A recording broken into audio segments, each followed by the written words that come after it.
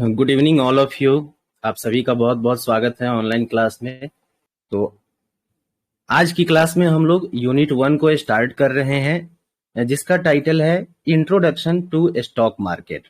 Unit 0 में हम लोग ये सीखे थे कि इन्वेस्ट करना क्यों जरूरी है, कौन कौन से इंस्ट्रूमेंट अवेलेबल हैं इन्वेस्टमेंट के लिए, और डिफरेंट डिफरेंट इंस्ट्रूमेंट को कैसे हम लोग इवेलुएट करते हैं, कैसे रिस्क असेसमेंट करते हैं। साथ ही साथ हम लोग ये भी सीखे थे कि हमारा अपना कौन कौन सा बिहेवियर, माइंडसेट, साइकोलॉजी है जो कि हमारे इन्वेस्टिंग डिसीजन को, ट्रेडिंग डिसीजन को इन्फ्लुएंस करते हैं।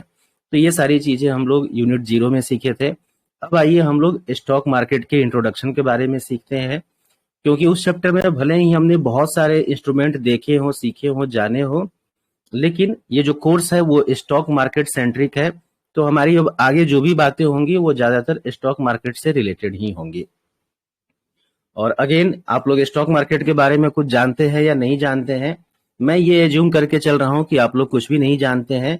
तो बिल्कुल ही बेसिक से स्टार्ट कर रहा हूं, और हो सकता है कि आप लोग बिल्कुल इस सज्जन बालक की तरह अभी चिंतित होंगे, चिंतन मनन करते होंगे, कुछ प्रश्नों को लेकर के आप लोग हैरान परेशान रहते होंगे कि शेयर क्या होता है, शेयर खरीदने का क्या मतलब होता है, और मैं कहां से शेयर खरीद सकता हूं, और भी बहुत सारे क्वेश्चन होंगे।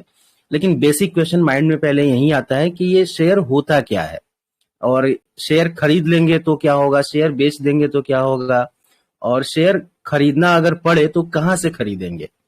तो आइए इन सब सवालों के जवाब हम लोग जानते हैं, समझते हैं। तो मैं जल्दी से व्हाइट बोर्ड पे आ जाता हूं। पहले अपनी भाषा में आप लोगों को मैं समझा देता हूं, फिर उसके बाद हम लोग लिटरेचर को भी देखेंगे यहाँ पे, और उसे भी सीखेंगे, समझेंगे।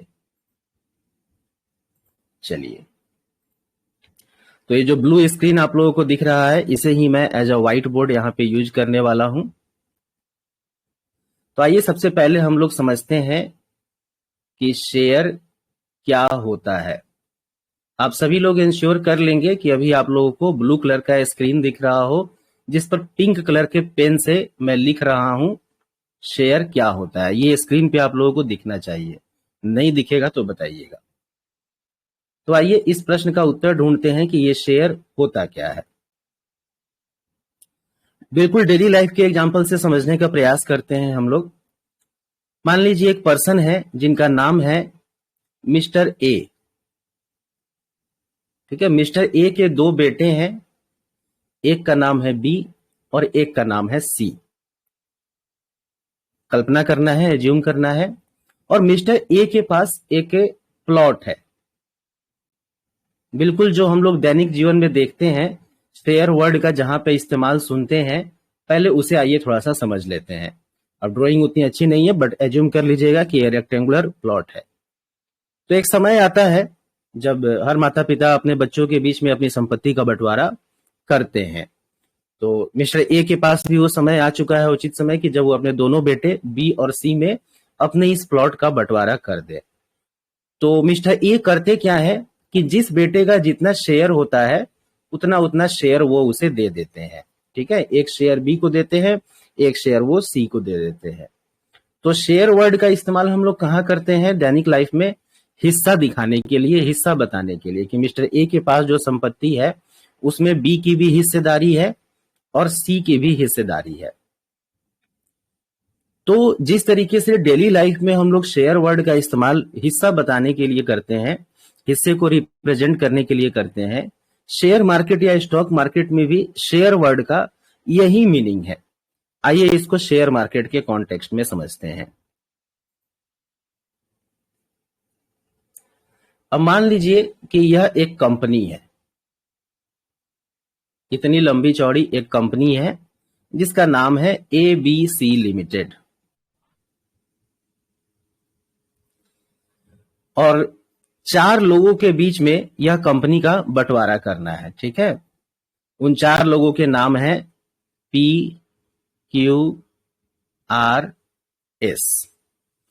और फिजिकल बंटवारा नहीं किया जा सकता है सॉरी, जैसे अभी के पिछले के एग्जांपल में हम लोग देखे कि मिस्टर ए के पास एक प्लॉट था और उन्हें बी और सी अपने बेटे के बीच में उसका बंटवारा करना था, तो उन्होंने बीच से काट दिया, एक प्लॉट बी को और एक प्लॉट सी को उन्होंने दे दिया। अब एबीसी लिमिटेड एक कंपनी है, अलग अलग पोर्शन में अलग अलग मशीनें लगी हुई हैं, अलग अलग ऑफिस हैं, और PQRS 4 लोगों में इस कंपनी को बांटना है। तो यदि फिजिकल हिस्सेदारी लगाई जाए तो हो सकता है कि ये कंपनी ही बर्बाद हो जाए। P के पास कोई मशीन आ जाएगा, Q के पास कोई ऑफिस आ जाएगा, ठीक है, R के पास कुछ अलग तरीके की हिस्सेदारी आ जाएगी, S के पास कुछ अलग तरीके की हिस्सेदारी आ जाएगी, और कंपनी को रन भी करना है और कंपनी का बंटवारा भी करना है 4 लोगों के बीच में। तो सॉरी, तो इसका एक उपाय क्या हो सकता है कि एबीसी लिमिटेड जो कंपनी है इसका वैल्यूएशन निकाला जाए कि इस कंपनी का आज के डेट में वैल्यूएशन क्या चल रहा है। मान लेते हैं सुविधा के लिए एबीसी लिमिटेड कंपनी का वैल्यूएशन चल रहा है 10 लाख रुपए। तो इससे राइटिंग गड़बड़ हो रही है। ये कंपनी है एबीसी लिमिटेड और इसको 4 लोगों के बीच में बांटना है, PQRS। तो वैकल्पिक उपाय को हम लोग देख रहे हैं कि हम लोग एबीसी कंपनी का वैल्यूएशन निकालेंगे और एज्यूम कर लेते हैं कि इस कंपनी का जो वैल्यूएशन है वो 10 लाख रुपए के आसपास आता है। अब क्या किया जा सकता है कि कंपनी को फिजिकली न बांट करके कंपनी को कागजी तौर पे बांटा जा सकता है।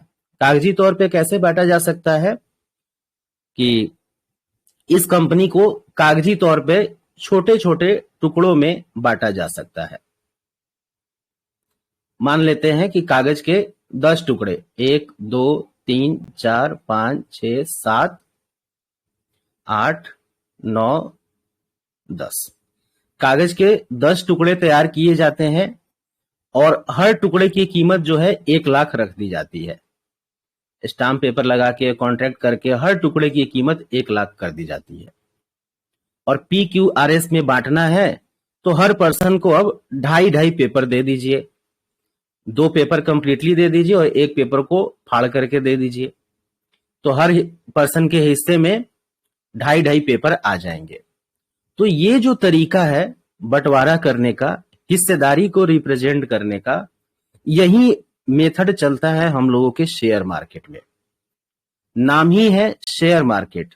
शेयर क्या होता है? तो शेयर का सिंपल सा हिंदी मतलब होता है हिस्सा, और यही हिस्सा शेयर मार्केट में भी काम करता है, हमारे रियल लाइफ में, रियल दैनिक जीवन में भी काम करता है।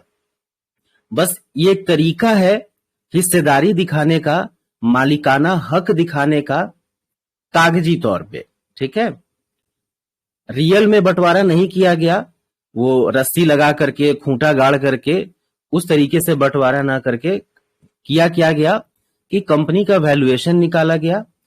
जो भी वैल्यूएशन आया उस वैल्यूएशन के मुताबिक कुछ कागज के टुकड़े तैयार किए गए। ये कागज के टुकड़े कितने भी नंबर में हो सकते हैं। यहाँ मैंने जस्ट 10 का एग्जांपल लिया है, हो सकता है कि टोटल 100 कागज के टुकड़े किया जाए और हर पर्सन को 25-25 कागज के टुकड़े पकड़ा दिए जाएं कि ये लीजिए, आपका इसमें ये हिस्सेदारी है, ये मालिकाना हक है। तो शेयर होता क्या है, एक बार आइए फॉर्मली इसे हम लोग समझने का प्रयास करते हैं। तो शेयर का हिंदी मतलब है हिस्सा। कोई कंपनी है, अब कंपनी को किसी न किसी कारण से पैसे की आवश्यकता पड़ते रहती है, तो यदि कंपनी के पास इतना अपना सेविंग है कि वो पैसे की जरूरत को पूरा कर सके, तब तो उसे कंपनी में नए हिस्सेदार बनाने की कोई आवश्यकता नहीं है। लेकिन कंपनी को यदि किसी अदर पर्सन से पैसा लेने की नौबत आ जाए तो बहुत सारे मेथड है। वो बॉन्ड भी इशू कर सकता है और शेयर भी इशू कर सकता है। बॉन्ड इशू करना अलग सिनेरियो है, हम लोग शेयर के बारे में समझते हैं। कंपनी क्या कर सकती है कि वो शेयर इशू कर सकती है। कंपनी बताएगी कि हम लोग 1 लाख, 2 लाख, 10 लाख, 50 लाख, 1 करोड़ कितने शेयर इशू कर रहे हैं। हर शेयर के ऊपर एक प्राइस छपा हुआ होता है जिसे कि हम लोग फेस वैल्यू कहते हैं, और कंपनी ये डिसाइड करती है कि एक शेयर उसे कितने में बेचना है।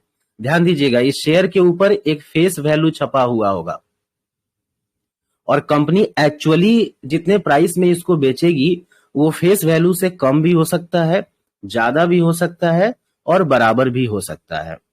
फेस वैल्यू को आप जस्ट लाइक समझ सकते हैं कि जैसे आप कहीं जाते होंगे जमीन वगैरह खरीदने के लिए, तो उसका एक सर्कल रेट चलता है, और जो सर्कल रेट होता है जरूरी नहीं है कि आपको उतने अमाउंट में ही वो जमीन मिल जाए। उससे हायर प्राइस पे भी मिल सकता है, उससे लोअर पे भी, और उसके इक्विवेलेंट प्राइस पे भी मिल सकता है। तो सेम वही सिनेरियो यहाँ पे भी है कि कंपनी को पैसे की आवश्यकता पड़ी तो कंपनी ने शेयर इशू किए। हर शेयर का एक अपना फेस वैल्यू होता है, लेकिन ये जरूरी नहीं है कि कंपनी का शेयर फेस वैल्यू पर ही बेचा जाए। वो फेस वैल्यू से अपर प्राइस पे भी या लोअर प्राइस पे भी बेचा जा सकता है। अगर फेस वैल्यू से ज्यादा प्राइस पे बेचा जा रहा है शेयर को, तो उसे हम लोग कहते हैं कि शेयर को प्रीमियम पे बेचा जा रहा है। और अगर फेस वैल्यू के मुकाबले कम प्राइस पे बेचा जा रहा है तो उसे टेक्निकली कहा जाता है कि शेयर को डिस्काउंट पे बेचा जा रहा है। तो अभी हम लोग समझ रहे हैं शेयर के बारे में। तो एक कंपनी है जिसको पैसे की आवश्यकता है, तो बहुत सारे माध्यम हैं उसके पास पैसा कलेक्ट करने के, लेकिन वो कंपनी रास्ता चुनती है कि हमें शेयर इशू करना है। तो शेयर इशू कर रही है कंपनी, दैट मीन्स वो अपनी कंपनी में किसी और को हिस्सेदार बना रही है। जो लोग भी उस कंपनी के शेयर को खरीदेंगे उनका उस कंपनी में हिस्सेदारी हो जाएगा, एक तरीके से मालिकाना हक हो जाएगा आंशिक रूप से। ठीक है, ऐसा नहीं कि कंपनी जो है अपना पूरा का पूरा शेयर ही बेच रही है, पूरी कंपनी ही बेच रही है, नहीं। कंपनी अगर 10 लाख की है तो हो सकता है 50,000 अमाउंट का ही शेयर इशू किया जा रहा हो, 1 लाख अमाउंट का ही शेयर या 3 लाख अमाउंट का ही शेयर इशू किया जा रहा हो। जो मेजर पोर्शन है मोर देन 51% वो कंपनी अपने पास नॉर्मली रखती है। बाकी पोर्शन में वो और लोगों को इनवाइट करती है शेयर दे करके, शेयर बेच करके कि आप लोग हमारी कंपनी में हिस्सेदार बनिए, मालिक बनिए, और बदले में आप हमें पैसा दीजिए। अब सवाल ये आता है कि ठीक है, कंपनी को तो पैसे की जरूरत पड़ी तो कंपनी ने शेयर इशू कर दिया, लेकिन जो अदर लोग शेयर खरीद रहे हैं उन्हें क्या फायदा है, वो आखिर शेयर क्यों खरीदेंगे? तो देखिए, ये जो कंपनी है, जो भी है एबीसी लिमिटेड, ये कुछ ना कुछ अपना बिजनेस कर रही है। और जब बिजनेस कर रही है तो हो सकता है कि कंपनी का बिजनेस अच्छा चल रहा हो, कंपनी को प्रॉफिट हो जाए जबरदस्त। तो उस प्रॉफिट के चलते क्या होगा कि कंपनी का जो शेयर प्राइस है वो जंप कर जाएगा। अगर कंपनी का बिजनेस अच्छा चल रहा है, प्रॉफिट अच्छा हो रहा है, तो प्रॉफिट जब बढ़ेगा तो कंपनी का शेयर प्राइस भी बढ़ेगा। तो यदि किसी इन्वेस्टर ने, आम पब्लिक ने, मान लीजिए कंपनी का शेयर 500 रुपए में खरीदा और साल भर में शेयर का प्राइस 500 से बढ़ के 600 रुपए हो गया, तो खरीदने वाले को फायदा हो गया ना, कि जो संपत्ति उसने 500 में खरीदी, एक साल में उसका रेट 600 रुपए हो गया। इसका उल्टा भी सच है कि अगर कंपनी का बिजनेस फेल हो गया, कंपनी का बिजनेस घाटे में चला गया, तो शेयर का प्राइस 500 से गिर के 400 भी हो सकता है। और एकदम बिल्कुल ही एक्सट्रीम बुरी सिचुएशन आ गई कि कंपनी को बंद करना पड़ा, कंपनी बैंकरप्ट हो गई, तो फिर जो शेयर आपने 500 में खरीदा उसकी वैल्यू 0 भी हो सकती है। ये दोनों बातें सत्य हैं। तो पहला फायदा इन्वेस्टर को क्या हुआ, जो लोग भी शेयर खरीद रहे हैं, शेयर में, कंपनी में इन्वेस्ट कर रहे हैं, कि अगर कंपनी का बिजनेस अच्छा चला, प्रॉफिट अच्छा हुआ, तो कंपनी का शेयर प्राइस बढ़ेगा, तो इन्वेस्टर को फायदा होगा। ठीक है, फायदा तब तक नहीं होगा जब तक वो शेयर को बेचेंगे नहीं। ठीक है, 500 में खरीद लिया उन्होंने, मार्केट में दिख रहा है कि इसका प्राइस 600 हो चुका है, तो ये 100 रुपए का जो प्रॉफिट है, ये नॉमिनल प्रॉफिट है या नोशनल प्रॉफिट है, ये आपका स्क्रीन प्रॉफिट है, एक्चुअल प्रॉफिट नहीं है। एक्चुअल प्रॉफिट तब होगा जब आप उसे बेचेंगे। और ठीक वैसे ही 500 से गिर के अगर 400 पे आ गया, तो ये आपका नोशनल लॉस है या स्क्रीन लॉस है। एक्चुअल लॉस तब होगा जब आप उसे बेचेंगे, तब आपको 100 रुपए प्रति शेयर का लॉस होगा। तो पहला बेनिफिट हो गया कि अगर कैपिटल प्राइस में एप्रेसिएशन होता है तो जो अमाउंट इन्वेस्ट किया गया है उसमें भी एप्रेसिएशन होगा, उसमें भी बढ़त होगी।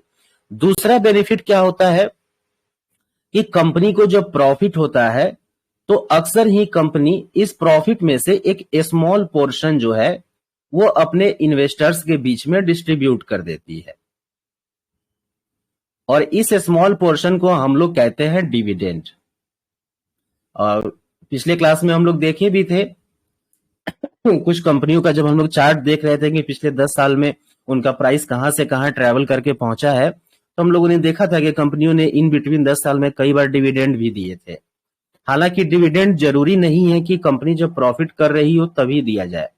हमारे शेयर मार्केट में, हम लोग के इंडियन शेयर मार्केट में ऐसे कई सारे उदाहरण हैं जब कंपनी को लॉस हुआ है फिर भी कंपनी ने डिविडेंड पे किए हैं। और अक्सर इस तरह का जो काम है वो सरकारी कंपनियों के द्वारा किया जाता है।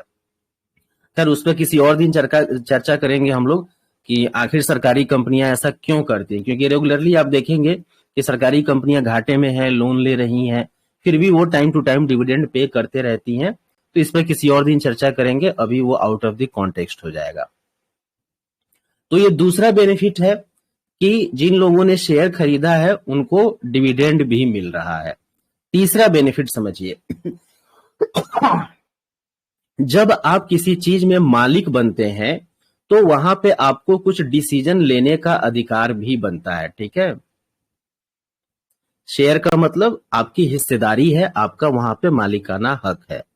भले ही एक स्मॉल पोर्शन में सही, आंशिक रूप से सही, लेकिन आप मालिक हैं। तो जब आप मालिक हैं किसी चीज के तो उसके संदर्भ में आप डिसीजन भी ले सकते हैं। ठीक है, तो ठीक वैसे ही जब आप शेयर खरीदते हैं तो तीसरा बेनिफिट ये भी मिलता है कि आपको मिलता है एक वोटिंग राइट। जब भी आप किसी कंपनी का शेयर खरीदेंगे तो अक्सर ही आप देखेंगे कि हर महीने 2 महीने पे आपके ईमेल पे ई वोटिंग से संबंधित कुछ नोटिस आते रहते हैं। ठीक है, अब आपकी मर्जी, भले ही आप उस वोटिंग में पार्टिसिपेट करें या ना करें, लेकिन कंपनियां आपको इंफॉर्मेशन देती हैं कि हम लोगों का अगला बैठक फलाने तारीख को होने वाला है, उस बैठक का ये एजेंडा है। ठीक है, तो आप उस बैठक में उपस्थित होने का प्रयास कीजिए, ऑनलाइन ऑफलाइन, और उसमें इन इन मुद्दों पे चर्चा होनी है, इसमें वोटिंग की जानी है, बहुत सारा डिटेल आता है उसका। तो आप चाहें तो बिल्कुल वहां पे वोटिंग में पार्टिसिपेट कर सकते हैं, और आप जो वोट देंगे उसका अपना कुछ वेटेज होगा। एक शेयर का नॉर्मली 1 वोट काउंट किया जाता है। तो कौन से प्रस्ताव के पक्ष में सबसे ज्यादा वोट आया, उसी प्रस्ताव को उस मीटिंग में पारित किया जाता है। बिल्कुल लोकतांत्रिक प्रोसेस चलता है वहां पे भी, कॉर्पोरेट में भी बिल्कुल डेमोक्रेटिक प्रोसेस को फॉलो किया जाता है। तो ये 3 तरीके हैं शेयर से बेनिफिट लेने के, कि पहला कैपिटल एप्रिसिएशन का चांस है, दूसरा कंपनी को प्रॉफिट होगा तो डिविडेंड देगी, और तीसरा कि कंपनी के डिसीजन मेकिंग में आपको वोटिंग राइट भी मिलता है। और नॉर्मली जो रिटेल इन्वेस्टर होते हैं जो 100, 200, 50 हजार शेयर खरीदते हैं, और उनके वोटिंग का उतना महत्व होता भी नहीं है, और वो लोग वोटिंग में नॉर्मली पार्टिसिपेट करते भी नहीं है। हालांकि अधिकार होता है उनके पास, लेकिन वो करते नहीं है।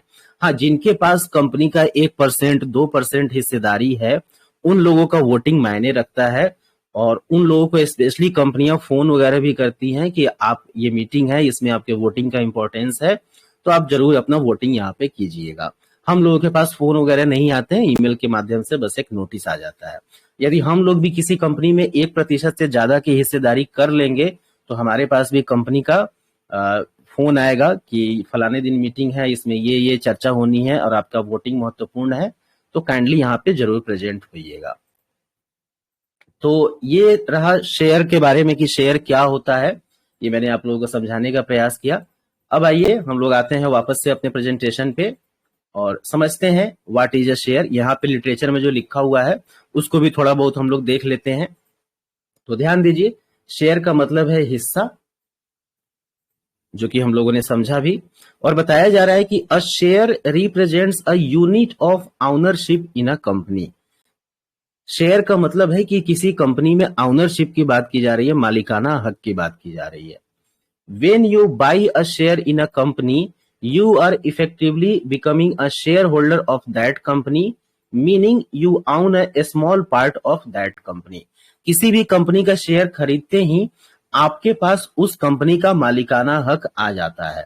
100% नहीं आता है, जितना नंबर ऑफ शेयर आपने खरीदा है उसके वेटेज में आधा % हो, 1% हो, या 0.0000001% हो, उतने % का मालिकाना हक आपको मिल जाता है। तो शेयर का मतलब हिस्सेदारी, किसी कंपनी में मालिकाना हक आंशिक रूप से। एग्जाम्पल के माध्यम से बताया जा रहा है कि suppose there is a company named Arthbeej limited. मान लीजिए अर्थबीज लिमिटेड के नाम की एक कंपनी है, it issues 1 lakh total share, और कंपनी ने टोटल 1 लाख शेयर इशू कर रखे हैं। If you by 1000 shares you own 1% of the company. Company ने टोटल कितने शेयर इशू किए? 1 लाख। और यदि कोई पर्सन 1000 शेयर खरीद ले, दैट मीन्स वो उसके पास कंपनी में 1% की हिस्सेदारी है, 1% मालिकाना हक उसके पास है। और यदि कोई पर्सन 2000 शेयर खरीद ले तो उसके पास 2% का मालिकाना हक आ जाएगा। तो सिंपली शेयर का मतलब हिस्सेदारी है, हिस्सा है, मालिकाना हक है। तो शेयर क्या होता है, आई होप आप लोग ये समझ गए होंगे। और आगे ये बताया गया है कि as a shareholder with an equity stake in that business the investment return you earn depends on the success और failure of the company itself. जब आप भी किसी बिजनेस के मालिक होते हैं, आप कोई बिजनेस स्टार्ट करते हैं, तो ये टोटली डिपेंड करता है सफलता और असफलता की वो बिजनेस कैसा रन करेगा। अगर आप अच्छे से मेहनत करेंगे, कस्टमर को अट्रैक्ट करने की कोशिश करेंगे, तो जाहिर सी बात है कि आपका बिजनेस सफल हो जाएगा। और यदि ध्यान नहीं देंगे तो आपका बिजनेस असफल हो जाएगा। तो ठीक वैसे ही जब आप शेयर खरीद रहे हैं, दैट मीन्स आप एक बिजनेस के मालिक बन रहे हैं। और आपने जो पैसा इन्वेस्ट किया है वो उसमें कुछ अप्रिसिएशन होगा या डिप्रिसिएशन होगा, इस बात पे डिपेंड करता है कि कंपनी का बिजनेस कैसा चलता है। कंपनी का बिजनेस अगर सक्सेसफुल है, कंपनी प्रॉफिट कमा रही है कंसिस्टेंटली, तो आपने जो इन्वेस्टमेंट किया है वो दिन दुगना रात चौगुना फलेगा, फूलेगा और बढ़ेगा। और यदि कंपनी का बिजनेस बढ़िया नहीं चला, कंपनी फेल हो गई, तो शेयर प्राइस गिरने में भी समय नहीं लगेगा। और आगे बताया जा रहा है कि why do companies issue shares, आखिर कंपनियां क्यों शेयर को इशू करती हैं। तो इसके रिगार्डिंग हम लोग का एक आईपीओ चैप्टर भी है पूरा डिटेल में, उसमें भी हम लोग समझेंगे। फिलहाल अभी संक्षेप में समझ लेते हैं कि when a company needs money for growth, new projects और एक्सपेंशन, कंपनी को अपना विकास करने के लिए, डेवलपमेंट करने के लिए, किसी नए प्रोजेक्ट को फाइनेंस करने के लिए, या कंपनी को अपने क्षमता विस्तार करने के लिए पैसे की आवश्यकता होती है।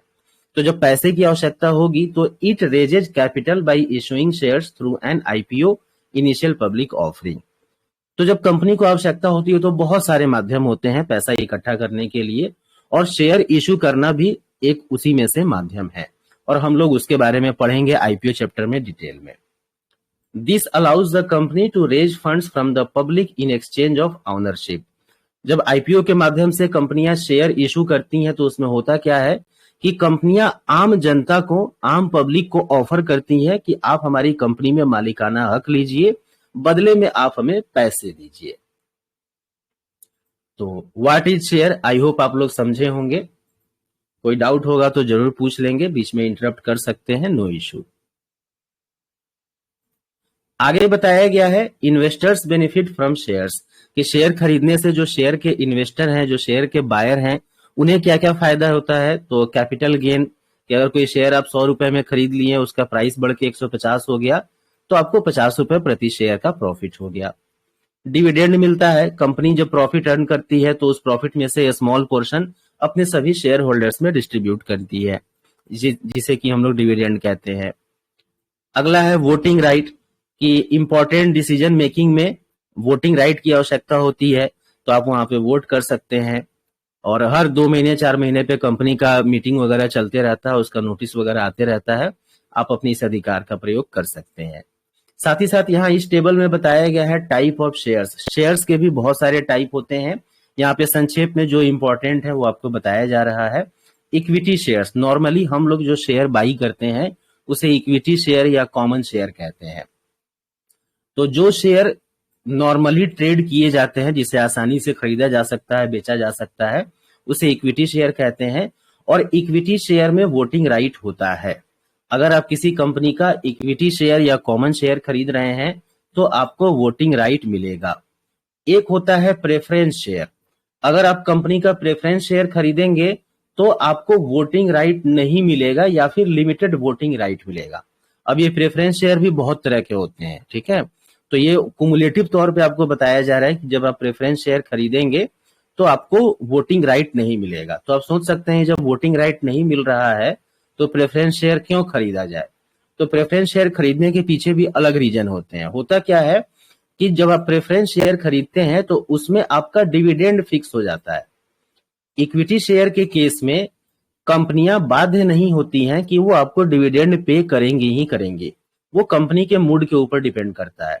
हो सकता है कि कंपनी ने बेतहाशा प्रॉफिट किया हो, लेकिन कंपनी अपने मीटिंग में डिसाइड कर ले कि इस प्रॉफिट को हम लोग दूसरे प्रोजेक्ट में लगाएंगे और 1 रुपया 1 चवन्नी का भी किसी को डिविडेंड नहीं देंगे। ठीक है। और अगर आपने इक्विटी शेयर खरीदा हुआ है तो आपको डिविडेंड नहीं मिलेगा, लेकिन ये जो प्रेफरेंस शेयर जो भी लोग खरीदते हैं उन्हें डिविडेंड नियमित रूप से मिलता है। तो जिनकी प्रायोरिटी होती है कि मुझे डिविडेंड चाहिए, वो कंपनी के प्रेफरेंस शेयर बाई करते हैं। तो यहाँ पे डिविडेंड फिक्स हो जाता है, ये बेनिफिट मिलता है इन्वेस्टर्स को। साथ ही साथ इक्विटी शेयर की तुलना में प्रेफरेंस शेयर होल्डर को एक प्रायोरिटी मिलती है। किस तरीके की प्रायोरिटी मिलती है इसे समझिए। अगर कंपनी बर्बाद हो गई, बैंकरप्ट हो गई, ठीक है, तो कंपनी के पास जितने भी एसेट हैं वो बेच करके सबसे पहले किनको पैसा दिया जाता है, तो जिन लोगों ने कंपनी को लोन दिया होता है। ठीक है। लोन वो बॉन्ड के फॉर्म में भी हो सकता है या फिर क्या बोलते हैं secured loan, non secured loan के फॉर्म में भी हो सकता है। तो जब भी कोई कंपनी बैंकरप्ट होती है तो सबसे पहले जितने भी लेनदार हैं कंपनी के, जिन्होंने कंपनी को पैसा कर्ज दिया था, उनके उनका जो भी लेनदारी होता है उसे उनका ऋण, उनका बकाया, उनका डेट चुकाया जाता है। वहां से अगर कुछ पैसा वगैरह बच जाता है तब जो शेयर होल्डर होते हैं उनके बीच में पैसा डिस्ट्रीब्यूट करने की बात आती है। तो उनके बीच में भी सबसे पहले प्रेफरेंस किसको दिया जाता है? जिनके पास प्रेफरेंस शेयर होता है, इसीलिए इसे प्रेफरेंस शेयर बोलते हैं। ऐसे शेयर को प्रेफरेंस शेयर बोलने का नाम मकसद यही है, रीजन यही है कि नॉर्मल जो इक्विटी शेयर होते हैं उनके मुकाबले इस शेयर होल्डर को प्रेफरेंस दिया जाता है कि कंपनी यदि बैंकरप्ट हो गई तो कंपनी के एसेट को बेचा जाएगा, जिन्होंने कंपनी को कर्ज दे रखा है पहले उनका कर्ज उतारा जाएगा, फिर जो पैसा बच जाएगा वो पहले प्रेफरेंस शेयर होल्डर को दिया जाएगा, फिर पैसा बचेगा तो इक्विटी वाले को दिया जाएगा या नहीं दिया जाएगा। ये थ्योरेटिकल बात है। प्रैक्टिकल बात यही है कि यदि कोई कंपनी बर्बाद होती है तो जिन लोगों ने, जिन बैंकों ने कंपनी को कर्ज दे रखा है उनका ही कर्ज पूरा पूरा चुकता नहीं हो पाता है। शेयर होल्डर को इतिहास गवा रहा है कि आज तक कभी कुछ नहीं मिला है, चाहे वो इक्विटी शेयर होल्डर हो या फिर प्रेफरेंस शेयर होल्डर हो। तो इस भ्रम में नहीं रहिएगा कि आप प्रेफरेंस शेयर होल्डर बन जाते हैं तो कंपनी के बैंकरप्ट होने की स्थिति में आपका कुछ पैसा रिकवर हो जाएगा। जिन्होंने लोन दिया है उनका ही पैसा रिकवर नहीं हो पाता है, शेयर होल्डर तो बहुत दूर का समझिए बात है। तो दो तरीके के शेयर हम लोग समझ गए। इक्विटी शेयर जो कि नॉर्मल होते हैं, इनके पास वोटिंग राइट होता है जो भी ये शेयर खरीदते हैं। और प्रेफरेंस शेयर कहने का मतलब है कि आपको इक्विटी शेयर होल्डर के बदले कुछ प्रेफरेंस दिया जाएगा। एक प्रेफरेंस आपको दिया जाता है डिविडेंड के मामले में कि आपका डिविडेंड फिक्स हो गया। इक्विटी शेयर वाले को डिविडेंड देना कोई बाध्यता नहीं है, लेकिन प्रेफरेंस शेयर वाले को डिविडेंड मिलता ही मिलता है। साथ ही साथ कंपनी के बैंकरप्ट होने की स्थिति में कंपनी के एसेट को बेच करके यदि शेयर होल्डर के हिस्से कुछ पैसा बचा तो पहले प्रेफरेंस शेयर वाले को दिया जाएगा। तो इसमें इतना सारा फायदा होता है, लेकिन ये वोटिंग राइट जो है वो इसमें से खत्म कर दिया जाता है, या अगर दिया भी जाता है तो बहुत लिमिटेड रूप से दिया जाता है। फिर है बोनस शेयर और अगला है राइट्स शेयर। तो आगे हम लोग का एक चैप्टर है कॉर्पोरेट एक्शन, उसमें हम लोग डिटेल में डिविडेंड, बोनस, राइट्स, स्प्लिट और भी बहुत कुछ समझने वाले हैं। यहाँ पे संक्षेप में समझिए, बोनस शेयर का मतलब है कि कभी कभी कंपनी जो है बहुत खुश हो जाती है। खुश हो जाती है तो क्या करती है, जितने भी अपने शेयर होल्डर होते हैं उनको कुछ बोनस इशू करती है। तो ऐसे शेयर को हम लोग बोनस शेयर कहते हैं। जैसे बिहार गवर्नमेंट में भी पहले क्या था कि जो यहाँ पे सरकारी एम्प्लॉय हुआ करते थे, सरकार उन्हें साल में एक बार या दो बार 1 महीने का, 2 महीने का एक्स्ट्रा पेमेंट करती थी, सैलरी एक्स्ट्रा देती थी बोनस के रूप में। साल में 12 महीने होते हैं, 12 महीने की सैलरी तो मिल ही रही है, साथ में 1 महीने की एक्स्ट्रा सैलरी मिल गई तो वो बोनस सैलरी हो गई। तो वैसे ही शेयर, बोनस शेयर भी यही है कि आपने कंपनी का 100 शेयर खरीदा हुआ है और कंपनी को बहुत प्रॉफिट हो गया, या कंपनी को लगा कि भाई जो हमारे इन्वेस्टर्स हैं उनका सम्मान करना चाहिए, तो उन्होंने 1 शेयर, 2 शेयर, 5 शेयर, 10 शेयर आपको बोनस के रूप में इशू कर दिए, तो उसे बोनस शेयर कहते हैं। फिर है राइट्स शेयर। इसका क्या मतलब है कि कंपनी ने ऑलरेडी बहुत सारा शेयर इशू कर रखा है, लेकिन हो सकता है कंपनी को फिर से पैसे की आवश्यकता महसूस हो और फिर से और शेयर इशू करने की आवश्यकता महसूस हो। तो कंपनी क्या करती है ऐसे सिचुएशन में कि जिन लोगों ने ऑलरेडी शेयर खरीदा हुआ है उन्हें ऑफर करती है कि हम लोग नया शेयर इशू कर रहे हैं, मार्केट में हमारे शेयर का प्राइस सपोज 200 रुपए चल रहा है, हम आपको अपना शेयर 150 रुपए पे देने को तैयार हैं। तो जब भी कंपनी कुछ इस तरीके का इशू लेकर के आती है कि अपने एग्जिस्टिंग शेयर होल्डर्स को ऑफर करती है मार्केट प्राइस से कम प्राइस पे शेयर्स, तो उन्हें हम लोग राइट शेयर कहते हैं। इनके बारे में डिटेल में हम लोग आगे कॉर्पोरेट एक्शन के चैप्टर में पढ़ेंगे। तो यहाँ पे हम लोग इस स्लाइड में क्या समझे कि शेयर खरीदने से इन्वेस्टर्स को क्या क्या फायदे होते हैं, क्या क्या बेनिफिट होते हैं, आखिर क्यों लोग शेयर के पीछे पड़े रहते हैं कि हमें शेयर खरीदना है। उसका रीजन समझ में आया कि ये 3 रीजन है। फिर आगे हम लोग ये भी समझे कि शेयर कितने तरह के होते हैं। अब आइए आगे चलते हैं हम लोग नेक्स्ट स्लाइड पे। अब हमें जानना है कि स्टॉक मार्केट क्या होता है। ध्यान दीजिएगा, शेयर, स्टॉक और इक्विटी तीनों इक्विवेलेंट शब्द हैं, तीनों का सेम मीनिंग है।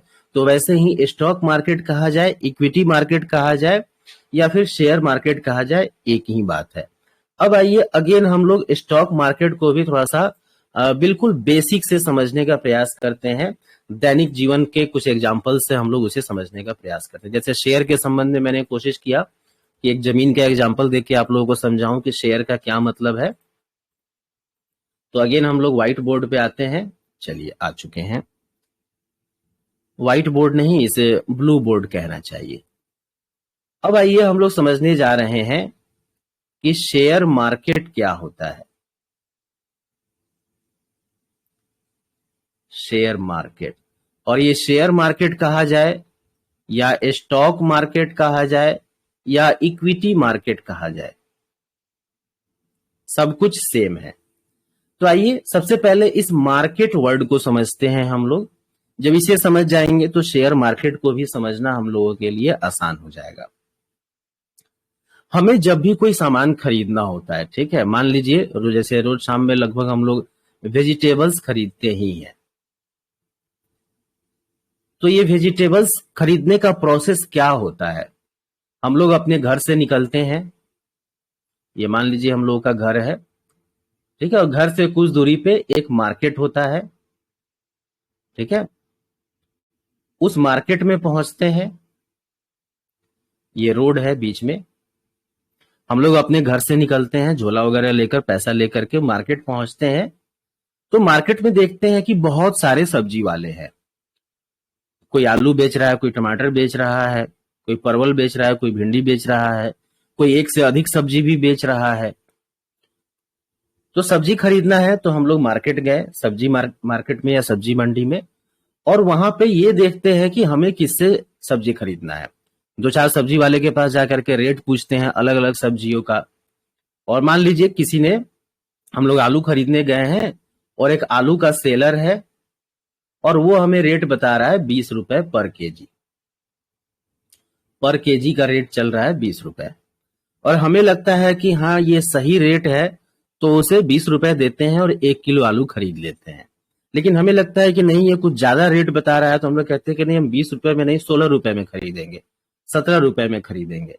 दुकानदार को भी लगता है कि भाई गांधी को, कस्टमर को भगाना नहीं चाहिए, तो वो भी मान जाता है, या फिर कहता है कि चलिए 20 में नहीं मैं 19 में दे दूंगा, 18 में दे दूंगा। दोनों पार्टी, बायर और सेलर, आपस में मोल भाव करते हैं और जो प्राइस फाइनल होता है उस प्राइस पे वो लोग सब्जी की खरीद बेच कर लेते हैं, जिसको टेक्निकल टर्म में ट्रेडिंग कहा जाता है। कि जिस प्राइस पे मैटर फाइनल हो गया वहां पे ट्रेडिंग हो गई, सब्जी की खरीद बेच हो गई। इस प्रोसेस में क्या होता है कि जो बायर है वो क्या करता है, मनी अपने जेब से निकालता है और वो सेलर को, जो सब्जी बेच रहा है, उसको ट्रांसफर कर देता है। सेलर क्या करता है कि आलू या जो भी सामान उसके पास है वो अपने दुकान से निकालता है, वजन करता है और वो बायर को ट्रांसफर कर देता है। यानी कि मार्केट में क्या क्या घटनाएं हो रही हैं, ध्यान से समझिएगा। मार्केट में खरीदार भी आ रहे हैं और बेचने वाले भी आ रहे हैं। जो खरीदार है वो पैसा पे करता है सेलर को, और जो सेलर है वो सामान की डिलीवरी देता है बायर को। यही प्रोसेस होता है नॉर्मल लाइफ में मार्केट का। अब आजकल के आधुनिक युग में, टेक्नोलॉजी वाले युग में क्या हो गया है कि ये मार्केटिंग करने का तरीका थोड़ा सा अलग हो गया है। कैसे अलग हो गया है कि अब आ चुका है ब्लिंकिट। अगर आप बड़े शहरों में रहते हैं तो यहाँ पे ब्लिंकिट या जेप्टो टाइप के सर्विसेज आ चुके हैं, स्विगी, इंस्टामार्ट, जो कि 10 मिनट 20 मिनट में आपको आपके घर पे सामान की डिलीवरी कर देते हैं। आपको जो भी खरीदना है आप इनके ऐप पे जाते हैं, ठीक, घर बैठे हैं, घर से बाहर निकलने की कोई आवश्यकता नहीं है। या ऑनलाइन भी हम लोग सामान फ्लिपकार्ट, अमेजन, अदर वेबसाइट से मंगाते हैं। तो हम लोग करते क्या है, मोबाइल में या लैपटॉप में उसकी वेबसाइट को या ऐप को ओपन करते हैं, जो सामान हमें पसंद आता है उस सामान का पैसा पे करते हैं या सीओडी करते हैं, एड्रेस डालते हैं और सामान बुक कर देते हैं। सामान हमारे घर पे पहुंच जाता है और पैसा जो है सेलर के पास पहुंच जाता है। तो एक पहला तरीका था जहां हम लोग खुद मार्केट में जाते हैं, उठ करके वहां जाके मोल भाव करते हैं, सामान खरीद के लाते हैं। और दूसरा, आज के आधुनिक युग में इलेक्ट्रॉनिक तरीका हो गया है। पहला वाला फिजिकल तरीका था, ये वाला दूसरा वाला जो डिजिटल या इलेक्ट्रॉनिक तरीका है कि घर बैठे ही मोबाइल, लैपटॉप के माध्यम से मार्केट को हम लोग एक्सेस कर लेते हैं, जो खरीदना होता है वो खरीद लेते हैं।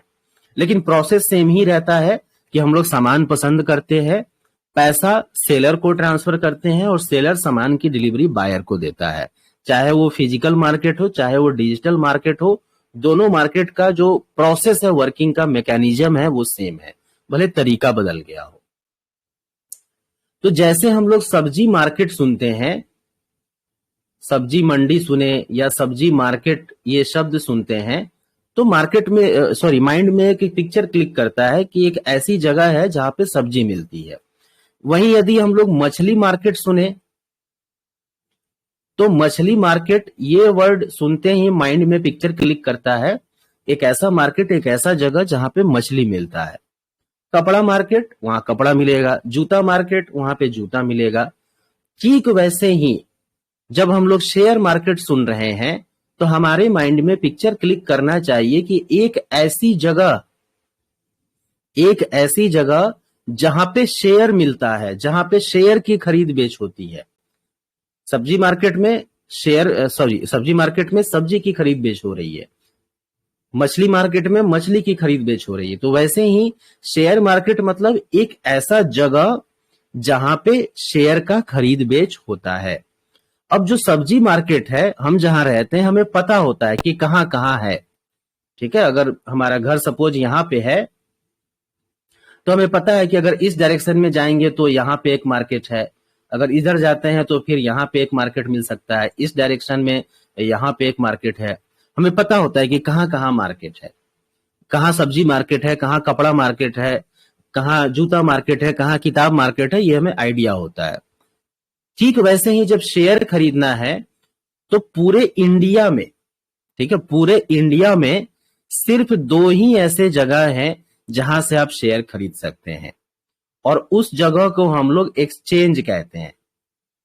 मार्केट में भी एक्चुअली एक्सचेंज ही हो रहा है, पैसा दे रहे हैं, सामान ले रहे हैं।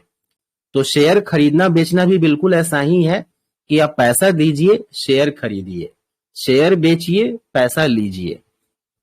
तो जिस तरीके से हमारे घर के आसपास बहुत सारे मार्केट होते हैं और जो कुछ भी खरीदना होता है हम लोग आसानी से वहां जाते हैं, खरीद लेते हैं। या इलेक्ट्रॉनिक वे में खरीदना चाहते हैं, डिजिटल वे में खरीदना चाहते हैं, तो अमेजन, फ्लिपकार्ट, स्नैपडील, मिंत्रा, अजियो, बहुत सारे वेबसाइट आज के डेट में आ चुके हैं। तो आपको पता होता है कि किस वेबसाइट पे जाना है कौन सी सामान की खरीदारी करने के लिए। तो शेयर मार्केट का भी जो प्रारूप है वो डिजिटल है। आप फिजिकली उठ के नहीं जा सकते हैं और वहां पे कोई टोकरी में शेयर लेके नहीं बैठा हुआ है कि आप जाके कहेंगे हाँ भाई एक काम करो, रिलायंस का शेयर 1 किलो तौल दो, ऐसा आप नहीं कह सकते हैं, ठीक है। शेयर मार्केट डिजिटली एग्जिस्ट करता है, तो आप घर बैठे मोबाइल और लैपटॉप के माध्यम से शेयर मार्केट को एक्सेस कर सकते हैं। जिस कंपनी का आपको शेयर खरीदना है उस कंपनी के शेयर को बाई करने के लिए आप ऑर्डर डाल सकते हैं, या शेयर बेचना भी है तो सेल करने के लिए भी आप ऑर्डर डाल सकते हैं। जैसे सपोज फ्लिपकार्ट पे आपको सामान बेचना है, आप सेलर बनना चाहते हैं तो उसकी प्रक्रिया को पूरा कीजिए, आप सेलर बन जाएंगे। बायर बनना चाहते हैं तो अकाउंट ओपन कीजिए, आप बायर बन जाएंगे। हर काम का प्रोसेस है। तो पूरे इंडिया में शेयर की खरीद बेच करने के लिए सिर्फ दो ही मार्केट है जिसे हम लोग एक्सचेंज कहते हैं, और उनके नाम कुछ इस प्रकार है। एक को कहते हैं हम लोग NSE, जिसका फुल फॉर्म है नेशनल स्टॉक एक्सचेंज, और दूसरे को हम लोग कहते हैं BSE, बॉम्बे स्टॉक एक्सचेंज।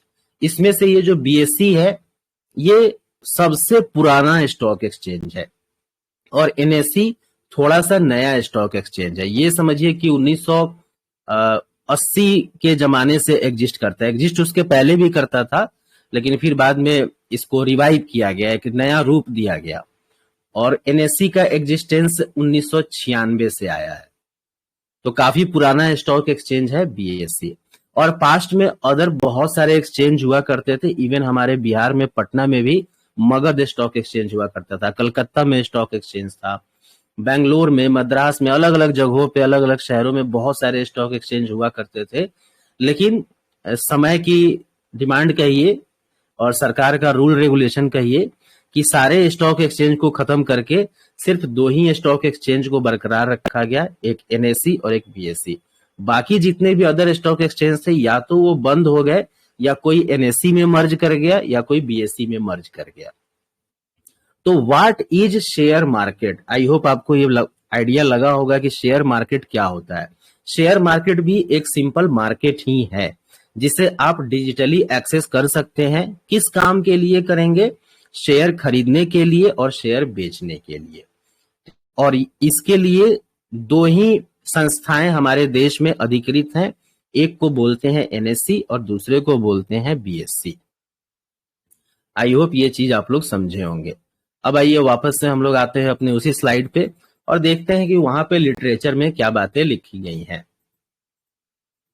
ये रहा व्हाट इज स्टॉक मार्केट। चलिए, आप यहाँ पिक्चर में देख भी सकते हैं कि स्टॉक मार्केट में जब खरीद बेच करना है, बाई करना है या सेल करना है, तो आपको कहीं जाने की आवश्यकता नहीं है। घर बैठे मोबाइल लैपटॉप के माध्यम से आप खरीद बेच कर सकते हैं। और नीचे में बताया गया है कि हमारे देश में दो ही स्टॉक मार्केट है जिसे एक्सचेंज कहते हैं, NSE नेशनल स्टॉक एक्सचेंज और BSE बॉम्बे स्टॉक एक्सचेंज। और यहाँ लिटरेचर के फॉर्म में यही सब बातें बताई गई हैं। अब पढ़ के अगर मैं हिंदी मीनिंग करूंगा तो टाइम उसमें ज्यादा जाएगा, लेकिन जो बातें मैंने आपको अभी एक्सप्लेन करी हैं वही सारी बातें यहाँ लिटरेचर के फॉर्म में बताई गई। तो स्टॉक मार्केट एक ऐसी जगह है जहां पे आप डिजिटल ट्रांजैक्शन कर सकते हैं, शेयर खरीद सकते हैं, शेयर बेच सकते हैं, और सिर्फ दो ही संस्थाएं हैं, NSE BSE। अब एक चीज और समझिएगा, मार्केट में क्या है कि आप जाते हैं और जो सेलर है उससे डायरेक्ट बात करते हैं कि भाई मुझे ये फलाना सामान दे दो। NSE BSE में आप डायरेक्ट ये काम नहीं कर सकते। ये नहीं कि NSE के वेबसाइट पे गए और वहां पे जाकर ढूंढ रहे हैं कि कहां पे मुझे ऑर्डर प्लेस करना है शेयर खरीदने के लिए या बेचने के लिए। शेयर खरीद बेच करने का काम NSE और BSE पे ही हो रहा है, लेकिन अलग अलग ब्रोकर के माध्यम से हो रहा है। NSE ने अलग अलग ब्रोकर को अपने साथ कनेक्ट किया हुआ है, BSE ने कनेक्ट किया हुआ है। तो यदि आपको NSE और BSE पे शेयर का ट्रांजैक्शन करना है तो आपको ब्रोकर के साथ जुड़ना होगा। आपके और मार्केट के बीच में एक ब्रोकर आ जाएगा। अभी पढ़ेंगे उसके बारे में हम लोग डिटेल में। अच्छा, एक चीज और समझिए, आप स्वतंत्र हैं। आप चाहें तो NSE पे कोई शेयर खरीद के BSE पर बेच सकते हैं और BSE पे कोई शेयर खरीद के NSE पे बेच सकते हैं। दोनों में कोई डिफरेंस नहीं है।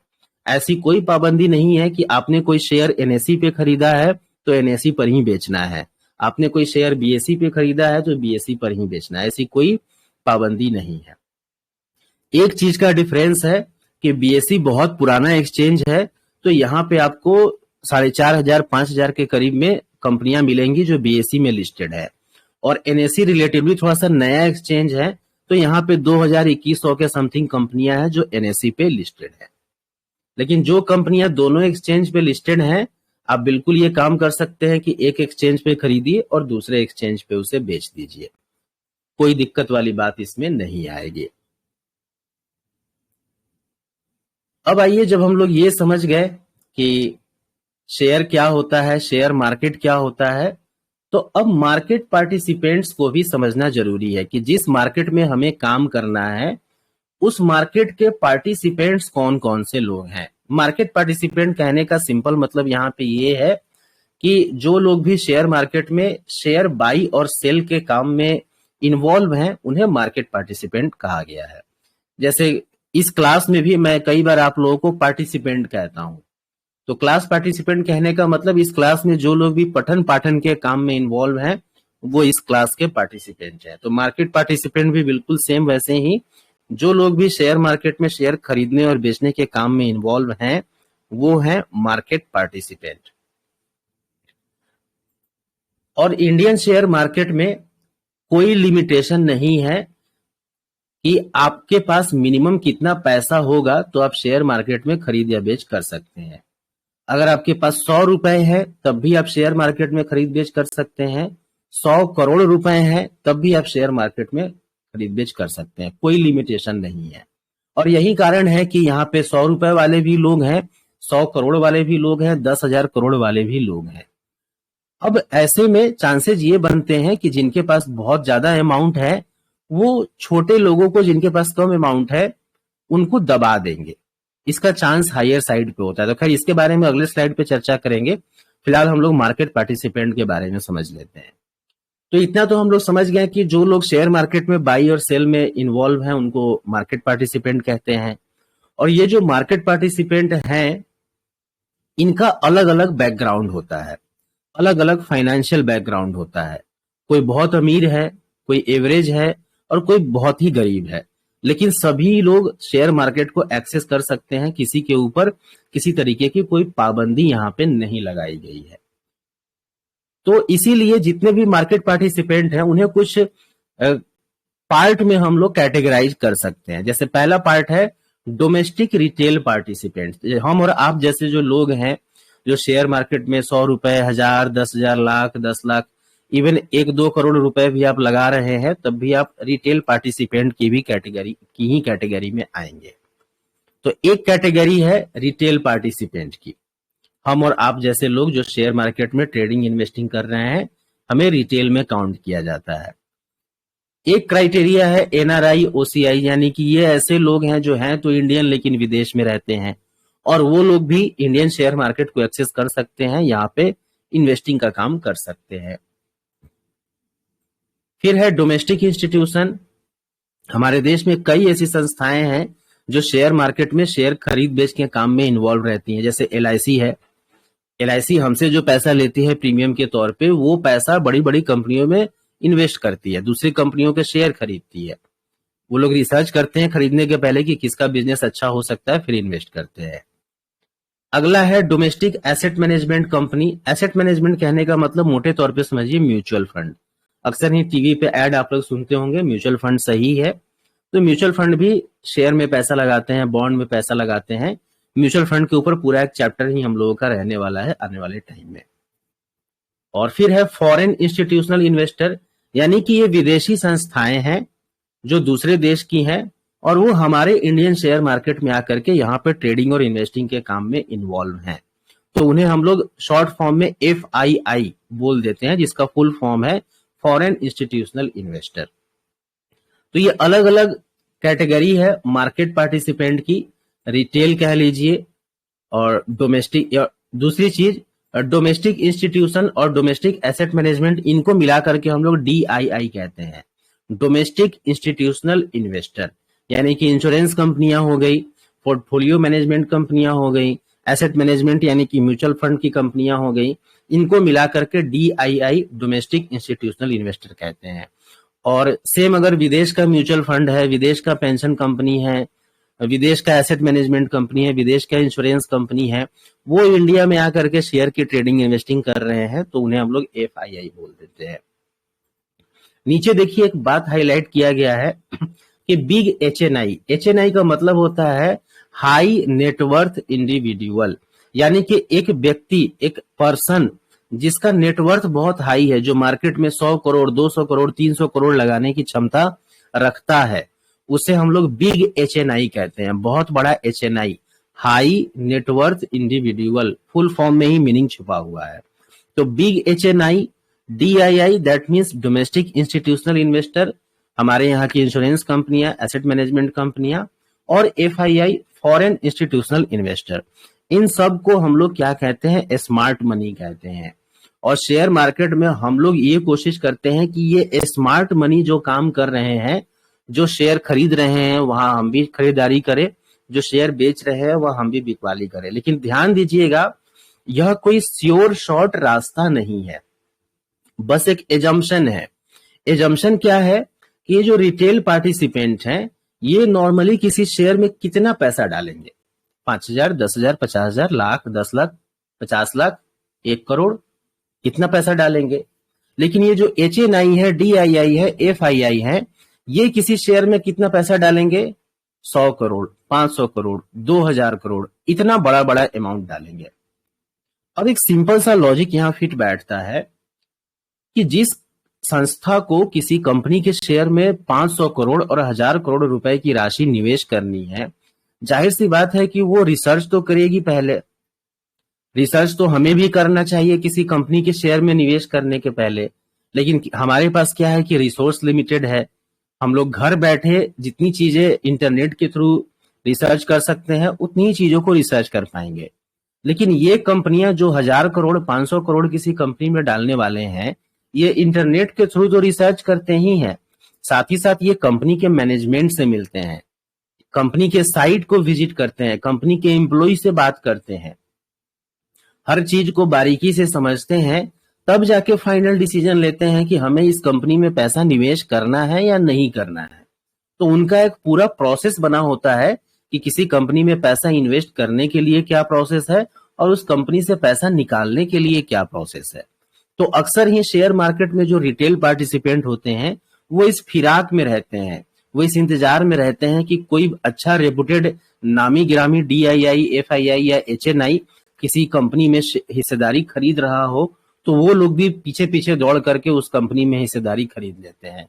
और अक्सर ही आप देखेंगे इस घटना का नतीजा ये होता है कि न्यूज आती है कि फलाने इन्वेस्टर ने इस कंपनी में निवेश किया, तो उसके अगले दिन से ही उसके प्राइस बढ़ने लगते हैं। क्यों बढ़ने लगते हैं? क्योंकि जैसे ही मार्केट में ये बात फैलने लगती है, तो अदर लोग भी उस कंपनी के शेयर को खरीदने के लिए लाइन में लग जाते हैं, जिसकी वजह से उसका शेयर प्राइस बढ़ने लगता है। तो ये इफेक्ट होता है यहाँ पे। हालांकि कई सारे ऐसे भी एग्जाम्पल रहे हैं जहां पे ये लोगों से भी गलतियां हुई हैं। तमाम रिसर्च करने के बावजूद ये लोग पैसा इन्वेस्ट करते हैं, लेकिन फिर भी इनका भी पैसा कई बार लॉस मेकिंग डील में कन्वर्ट हो गया है, लॉस मेकिंग साबित हुआ है। तो ये मान लेना कि FII, DII या फिर HNI किसी कंपनी में पैसा इन्वेस्ट कर रहे हैं तो हम आंख मूंद के वहां पे पैसा लगा दे, ये एक गलत अप्रोच है। हाँ, वैसे शेयर को आप अपने रडार में रखिए, वॉच लिस्ट में रखिए, उसकी एनालिसिस करिए। आपकी एनालिसिस का भी कंक्लूजन निकलता है कि हाँ, इस कंपनी में पैसा इन्वेस्ट करना चाहिए तो आप कीजिए। लेकिन लगता है कि नहीं, मेरी एनालिसिस के अकॉर्डिंग इसमें पैसा इन्वेस्ट नहीं करना है, तो भले ही अदर फैक्टर चाहे जितने भी स्ट्रॉन्गर साइड पे क्यों नहीं हो, आपको वहां पे पैसा इन्वेस्ट करने की कोई आवश्यकता नहीं है।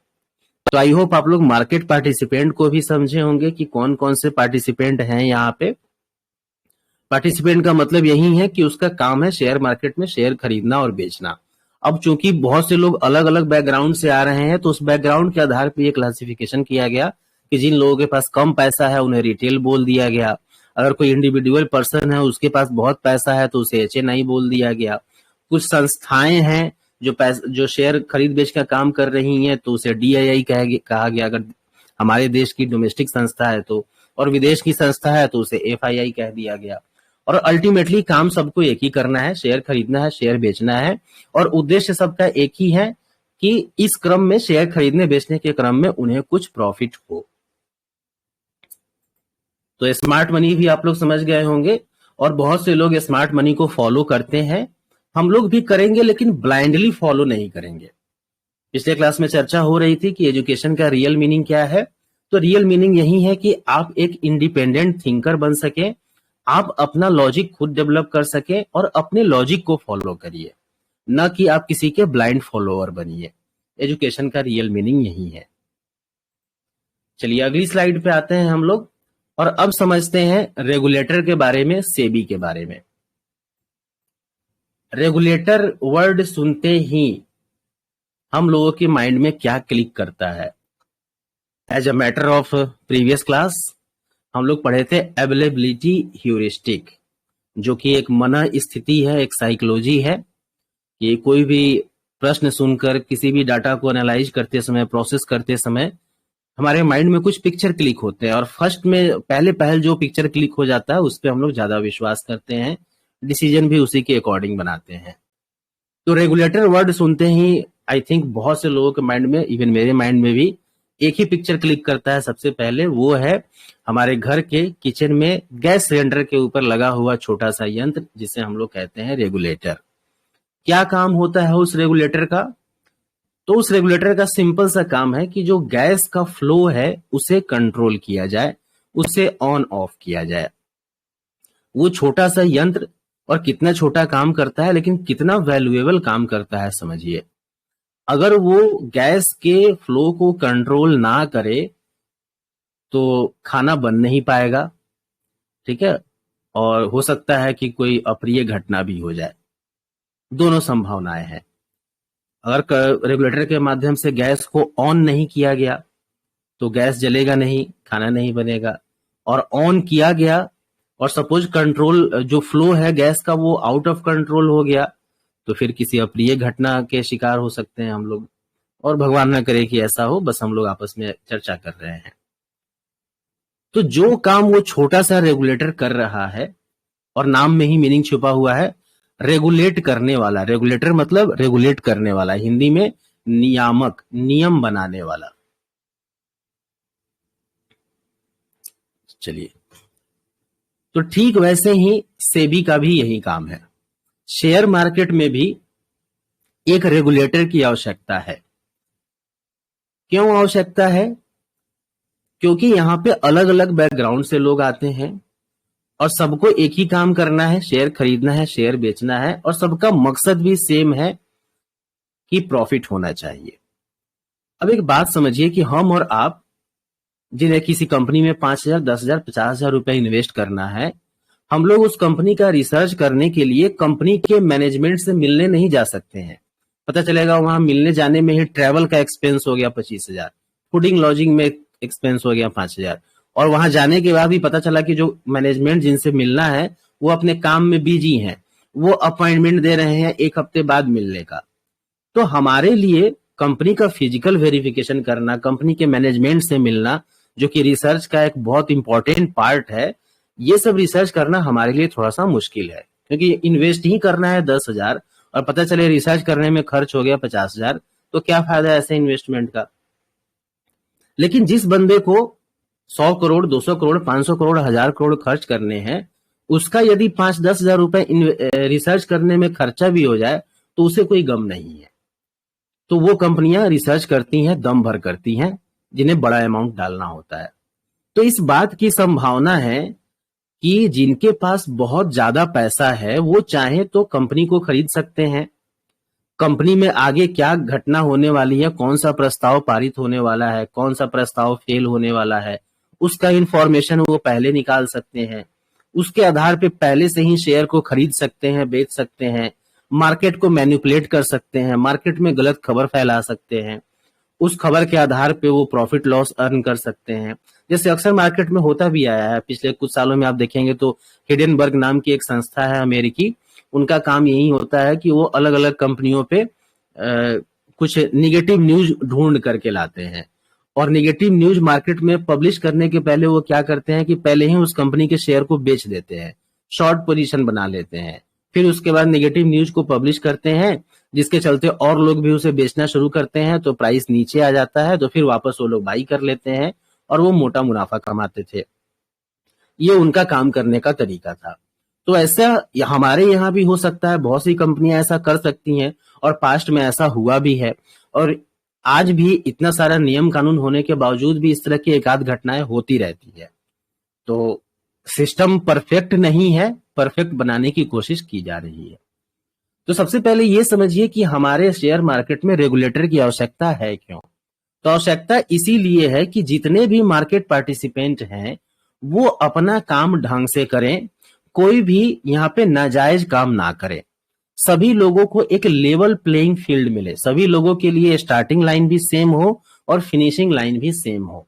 ये नहीं कि किसी के लिए स्टार्टिंग लाइन और फिनिशिंग लाइन का डिस्टेंस 10 किलोमीटर है और किसी के लिए स्टार्टिंग लाइन और फिनिशिंग लाइन का डिस्टेंस 100 मीटर का भी नहीं है। ऐसा नहीं, सभी लोगों को लेवल प्लेइंग फील्ड मिले। तो इसके लिए जरूरी है एक ऐसी संस्था की जो नियम बनाए, नियम का सख्ती से पालन करवाए, और जो उस नियम को तोड़ रहा है उसको पनिश भी किया जाए। तो इसके लिए सेबी नाम की एक संस्था का गठन किया गया, और सेबी ही शेयर मार्केट का माई बाप है, रेगुलेटर है। अक्सर आप लोग सुनते होंगे सेबी सेबी, तो सेबी का फुल फॉर्म होता है securities and exchange board of India, और इसका काम है शेयर मार्केट में जो भी ऑपरेशन हो रहे हैं उसे कंट्रोल करना, रेगुलेट करना। किस उद्देश्य से? तो उद्देश्य यही है कि सबको लेवल प्लेइंग फील्ड मिले, कहीं भी किसी तरीके की कोई नाजायज घटना ना हो, अनफेयर प्रैक्टिस ना हो। इसी उद्देश्य से ये सेबी का गठन किया गया, और यही बातें आपको यहाँ पे लिटरेचर के फॉर्म में बताई गई हैं। साइड में आप देख सकते हैं यहाँ पे सेबी का जो मुख्य मुख्य काम है, ठीक है, उनको यहाँ पे समराइज करने का कोशिश किया गया है। तो इस स्लाइड पे हम लोग फिर आएंगे जब ये पूरा प्रेजेंटेशन हम लोग कर लेंगे, ये चैप्टर जब समापन के कगार पे होगा तो इस स्लाइड पे फिर आएंगे और जो सेबी के काम बताए गए हैं उनको रिविजिट करेंगे। अभी क्यों नहीं कर रहे हैं हम लोग? क्योंकि अभी कुछ ऐसे टॉपिक को पढ़ना बाकी है जो यहाँ पे उल्लेख किया गया है, और उसको पढ़े नहीं है, आगे स्लाइड में हम लोग पढ़ेंगे। फिलहाल यहाँ हम लोग ये समझ गए कि हमारे शेयर मार्केट का रेगुलेटर कौन है, उसका क्या काम है। और आप देखेंगे कि हर जगह, इवन हमारी फैमिली में भी एक रेगुलेटर की आवश्यकता महसूस होती है। एक मुखिया होता है हमारी फैमिली में भी, कि उसके डिसीजन को सभी लोग फॉलो करें। स्कूल में, ऑफिस में, इवन प्ले ग्राउंड में, क्रिकेट के खेल में, फुटबॉल के खेल में, कबड्डी के खेल में, हर खेल में एक अंपायर होता है, एक रेफरी होता है, जिसके डिसीजन को सभी खिलाड़ी जो भी वहां पार्टिसिपेंट होते हैं वो उसको फॉलो करते हैं। और कई बार ऐसा भी होता है कि जो रेफरी है या अंपायर है उसका डिसीजन हमें गलत फील होता है, हमें लगता है कि इसका डिसीजन गलत है, लेकिन मन मार के ही सही हमें उस डिसीजन को फॉलो करना होता है। क्यों करना होता है? ताकि खेल नियम से चलता रहे। तो कई बार इस क्रम में ऐसा होगा कि आपको रेगुलेटर का जो डिसीजन है वो अनफेयर लगेगा, लेकिन क्या करें, वो रेगुलेटर है, महामहिम है, तो उसके डिसीजन को मानना है। तो आई थिंक रेगुलेटर सेबी के बारे में भी आप लोग समझ गए कि इसका क्या काम है और क्यों है। आइए अगले स्लाइड पे चलते हैं हम लोग, और अब हम लोग समझते हैं स्टॉक मार्केट के इकोसिस्टम को।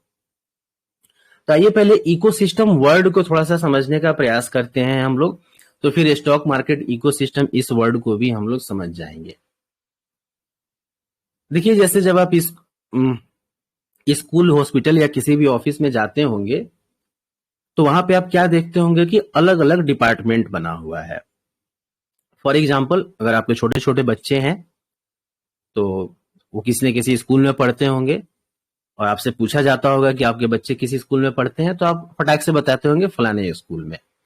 लेकिन आप ये सोच करके देखिए कि स्कूल तो एक दीवार है, एक बिल्डिंग है, एक प्लॉट है, ठीक है, वो स्कूल तो पढ़ाता नहीं है।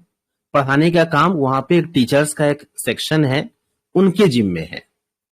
स्कूल में टीचर के अलावा प्रिंसिपल होता है, टीचिंग स्टाफ भी होते हैं, नॉन टीचिंग स्टाफ भी होते हैं, एक अकाउंट सेक्शन होता है, एक एडमिन सेक्शन होता है, अलग अलग सेक्शन होते हैं, अलग अलग डिपार्टमेंट होते हैं।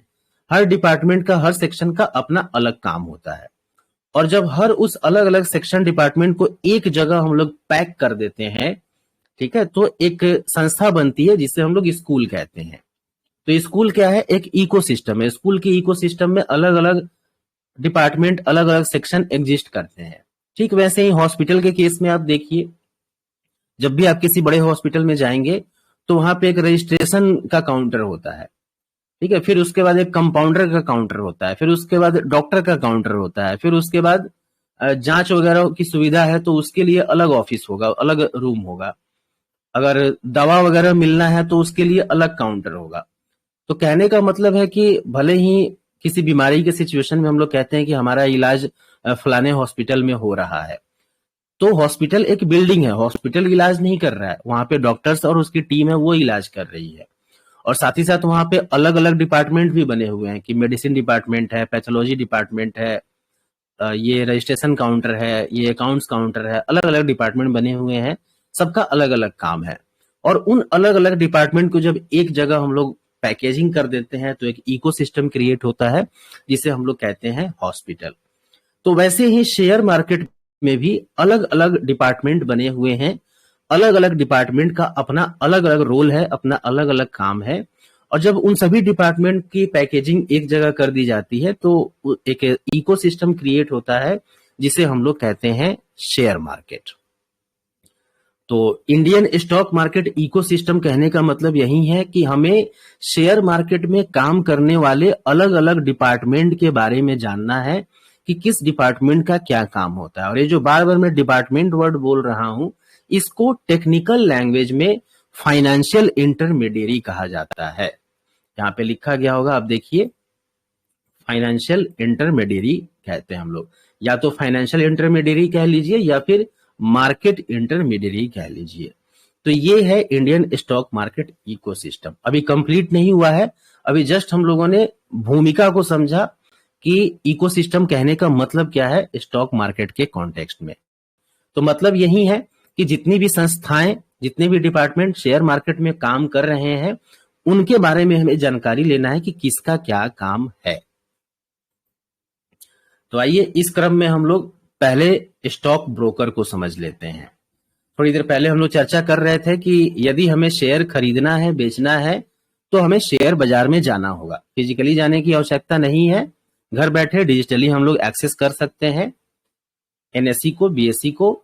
लेकिन ऑर्डर डालने के लिए ना ही एनएसई पे प्रोविजन है, ना ही बीएसई पे प्रोविजन है। हालांकि हमारा ऑर्डर डाला जाएगा एनएसई और बीएसई पे ही, ऑर्डर का एग्जीक्यूशन भी एनएसई और बीएसई पर ही होना है, लेकिन हम लोग डायरेक्टली एनएसई और बीएसई पे ऑर्डर नहीं डाल सकते हैं कि हमें एक ब्रोकर की आवश्यकता महसूस होती है। तो नीचे में देखिए, यहाँ पे कुछ एग्जांपल्स भी बताए गए हैं, आप नाम सुनते होंगे, Zerodha, 5 Paisa, Angel One, Upstox, Groww, Fyers, Dhan, ये सभी ब्रोकर के नाम है। स्टॉक ब्रोकर, जब भी रियल एस्टेट हमें खरीदना होता है, बेचना होता है, तो एक ब्रोकर की आवश्यकता होती है। तो ठीक वैसे ही शेयर भी खरीद बेच करने के लिए हमें एक ब्रोकर की आवश्यकता होती है। ये सभी स्टॉक ब्रोकर है। कोई भी पर्सन स्टॉक ब्रोकिंग का काम ऐवी शुरू नहीं कर सकता है, उसे पहले सेबी से लाइसेंस लेना होता है। उसके लिए कुछ क्राइटेरिया होता है, वो फुलफिल करने के बाद ही सेबी उसे लाइसेंस ग्रांट करती है। और जब ब्रोकर अपना काम शुरू करता है तो बहुत जिम्मेदारी के साथ उसे अपना काम करना होता है। जितने भी क्लाइंट उसके साथ जुड़ते हैं सबका केवाईसी रिकॉर्ड रखता है वो, साथ ही साथ सबको फैसिलिटी देता है कि वो ऐप के माध्यम से या फिर वेबसाइट के माध्यम से जितनी भी कंपनियां शेयर मार्केट में हैं उनको वो एक्सेस कर सके, उनका प्राइस देख सके और खरीदने या बेचने के लिए ऑर्डर लगा सके। और भी बहुत तरीके के काम होते हैं। तो फिलहाल ये समझिए, यहाँ इस स्लाइड में जो बताया गया है, ये जो स्टॉक मार्केट है ये संभवतः सबसे महत्वपूर्ण फाइनेंशियल इंटरमीडियरी है जिसके बारे में हमें जानना चाहिए। स्टॉक मार्केट की इकोसिस्टम में बहुत सारे फाइनेंशियल इंटरमीडियरी हैं, जिसमें से एक का नाम है स्टॉक ब्रोकर, और ये सबसे महत्वपूर्ण फाइनेंशियल इंटरमीडियरी है, सबसे महत्वपूर्ण पार्ट है शेयर मार्केट का। शेयर मार्केट में खरीद बेच हमें करना है तो बिना स्टॉक ब्रोकर के हम लोग कर ही नहीं पाएंगे, तो इसको समझना थोड़ा सा ज्यादा जरूरी है। और ये जो स्टॉक ब्रोकर होते हैं ये एक्सचेंज के साथ ट्रेडिंग मेंबर के रूप में रजिस्टर्ड होते हैं। आप भी चाहें, अगर डायरेक्ट शेयर की ट्रेडिंग आप एनएसई बीएसई पे करना चाहते हैं तो आप भी एनएसई में जाकर के खुद को as a trading member register करवा सकते हैं। उसके लिए कुछ क्राइटेरिया है, उसको फुलफिल करिएगा तो आप अपना ब्रोकर खुद बन सकते हैं। जैसे दिवंगत इन्वेस्टर श्री राकेश झुनझुनवाला जी, वो जो भी शेयर की खरीद बेच करते थे उसके लिए उन्होंने खुद ही ब्रोकिंग का लाइसेंस ले रखा था। ठीक है, नाम मुझे ध्यान में अभी नहीं आ रहा है, लेकिन उस ब्रोकिंग कंपनी के द्वारा सिर्फ 2 ही अकाउंट हैंडल किए जाते थे, एक उनका खुद का, एक उनकी पत्नी का। बाकी और किसी पर्सन का अकाउंट हैंडल नहीं किया जाता था। तो आप भी यदि चाहते हैं कि मैं अपना ब्रोकर खुद बन जाऊं तो आप कर सकते हैं। बिल्कुल, एक्सचेंज में जाकर के जो क्राइटेरिया है ट्रेडिंग मेंबर बनने का उसको कंप्लीट करिए और खुद को एज ए ट्रेडिंग मेंबर आप रजिस्टर करवा सकते हैं। तो आप अपना भी शेयर खरीद बेच कर सकते हैं और अपने साथ साथ और क्लाइंट को भी जोड़ सकते हैं, वो आपके ऊपर डिपेंड करता है। लेकिन हाँ, ये लाइसेंस लेना आसान नहीं होता है। एक्सचेंज और सेबी के द्वारा जो क्राइटेरिया बनाया गया है उसको फुलफिल करना होता है। ये लाइसेंस सेबी के द्वारा ग्रांट किया जाता है। सेबी उसके पहले बहुत वेरिफिकेशन करती है, तब जाके वो किसी को स्टॉक ब्रोकिंग का लाइसेंस देती है। और ये जो स्टॉक ब्रोकर होते हैं, ये हमारे लिए स्टॉक ट्रेडिंग का, इन्वेस्टिंग का द्वार ओपन करते हैं, गेट ओपन करते हैं। एनएससी और बीएससी पे अगर कुछ खरीदना है, बेचना है, तो उसका जो माध्यम है वो स्टॉक ब्रोकर ही। और आज का डेट में बहुत सारे स्टॉक ब्रोकर हो गए हैं, ये नाम आप देख ही रहे हैं, और लिस्ट बहुत लंबी है। जब आप अपना डिसीजन बना लेते हैं कि आपको किस ब्रोकर के पास अपना अकाउंट खुलवाना है, बहुत सारे नाम यहां दिए गए हैं, बहुत सारे अदर भी ब्रोकर हो सकते हैं। तो जब डिसीजन बनाने के बाद जब आप उस ब्रोकर से कांटेक्ट करेंगे, तो वह ब्रोकर आपके लिए 2 अकाउंट ओपन करता है। एक को हम लोग कहते हैं ट्रेडिंग अकाउंट और दूसरे को हम लोग कहते हैं डीमैट अकाउंट।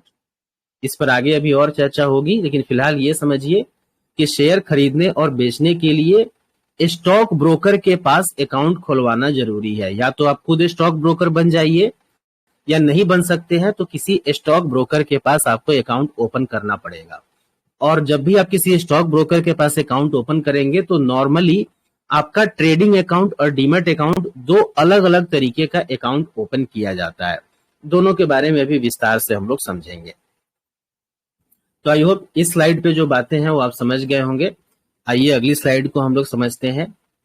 अब देखिए, जब आप अकाउंट ओपन कर लेते हैं, आपका trading account, demat account broker के साथ ओपन हो गया, तो आगे का स्टेप क्या है? अब आपका मेन उद्देश्य है शेयर खरीदना है, शेयर बेचना है। तो यह काम आप 3 तरीके से कर सकते हैं अकाउंट ओपन होने के बाद। पहला तरीका क्या है कि आप अपने ब्रोकर को कॉल करिए और उसको कॉल करके बताइए कि एक काम करिए, फलानी कंपनी के 50 शेयर खरीद लीजिए। तो जब आप उसे ऑर्डर देंगे कॉल करके, तो वो आपके बिहाफ पे वो शेयर खरीद लेगा।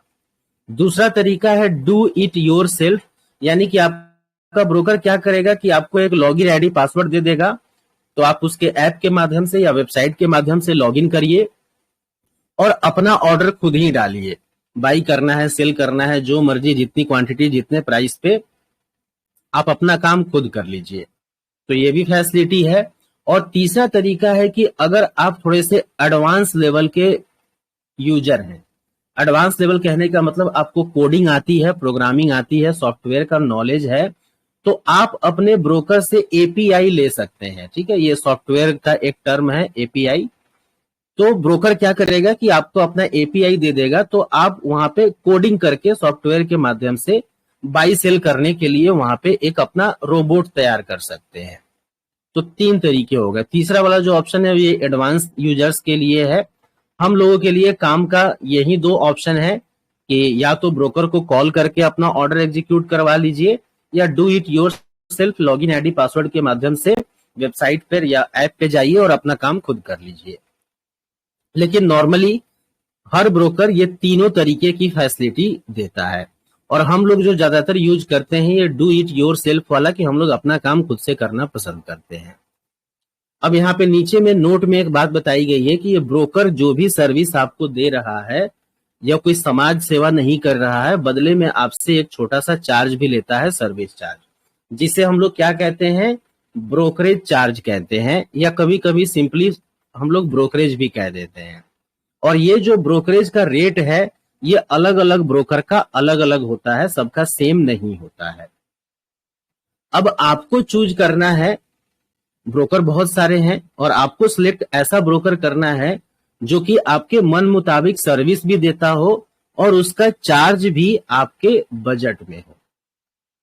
तो यहां तक हम लोग समझे कि स्टॉक ब्रोकर क्या होता है, कौन होता है, और किस तरीके का अकाउंट ओपन करता है, और अकाउंट ओपन होने के बाद यदि हम लोग कोई ट्रांजैक्शन करना चाहते हैं तो उसके क्या क्या तरीके हैं। अब आइए हम लोग समझते हैं types of stock broker.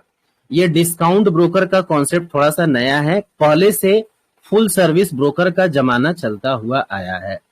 Full service broker जैसे पहले के जमाने में मोतीलाल, आज भी चल रहे हैं, मोतीलाल ओसवाल, शेर खान, बहुत सारे नाम हैं, या जितने भी बैंक, एसबीआई का डीमैट हो गया, एसबीआई सिक्योरिटीज, एचडीएफसी हो गया, आईसीआईसीआई हो गया। तो नॉर्मली जितने भी बैंक हैं ये पहले से ही ब्रोकिंग का, स्टॉक ब्रोकिंग का काम करते आए हैं, और कुछ कुछ संस्थाएं भी जैसे मोतीलाल ओसवाल, शेर खान, ये भी पहले से स्टॉक ब्रोकिंग का काम करते हुए आए हैं। तो इन्हें हम लोग पहले से ही फुल सर्विस ब्रोकर कहते हैं। फुल सर्विस ब्रोकर क्यों कहते हैं? क्योंकि ये आपको शेयर खरीद बेच करने के लिए प्लेटफॉर्म भी प्रोवाइड करते हैं, साथ साथ आपको रिसर्च रिपोर्ट भी प्रोवाइड करते हैं। लेकिन इसके बदले जो ये लोग चार्ज लेते हैं ये काफी हायर साइड पे होता है, ब्रोकरेज चार्ज। डिस्काउंट ब्रोकर्स का कॉन्सेप्ट आया है समझिए जीरोधा के आने से। जीरोधा जो कंपनी है, इसके नाम में भी बहुत बड़ा रहस्य है। जीरो अवरोध, जीरो और अवरोध इन शब्दों से मिलके बना है जीरोधा।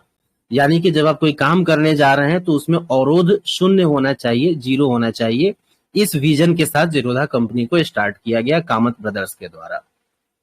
और उन्होंने ही ये जो फुल सर्विस ब्रोकर की लाट साहबी थी, ठीक है, आप पहले के जमाने में क्या होता था कि अकाउंट ओपन करने जाइए तो उनका बिहेवियर अलग टाइप का होता था, ठीक है। वो लाट साहब की तरह बैठे रहते थे, लंबे चौड़े फॉर्म आपसे भरवाए जाते थे, बहुत सारे टाइम लगते थे।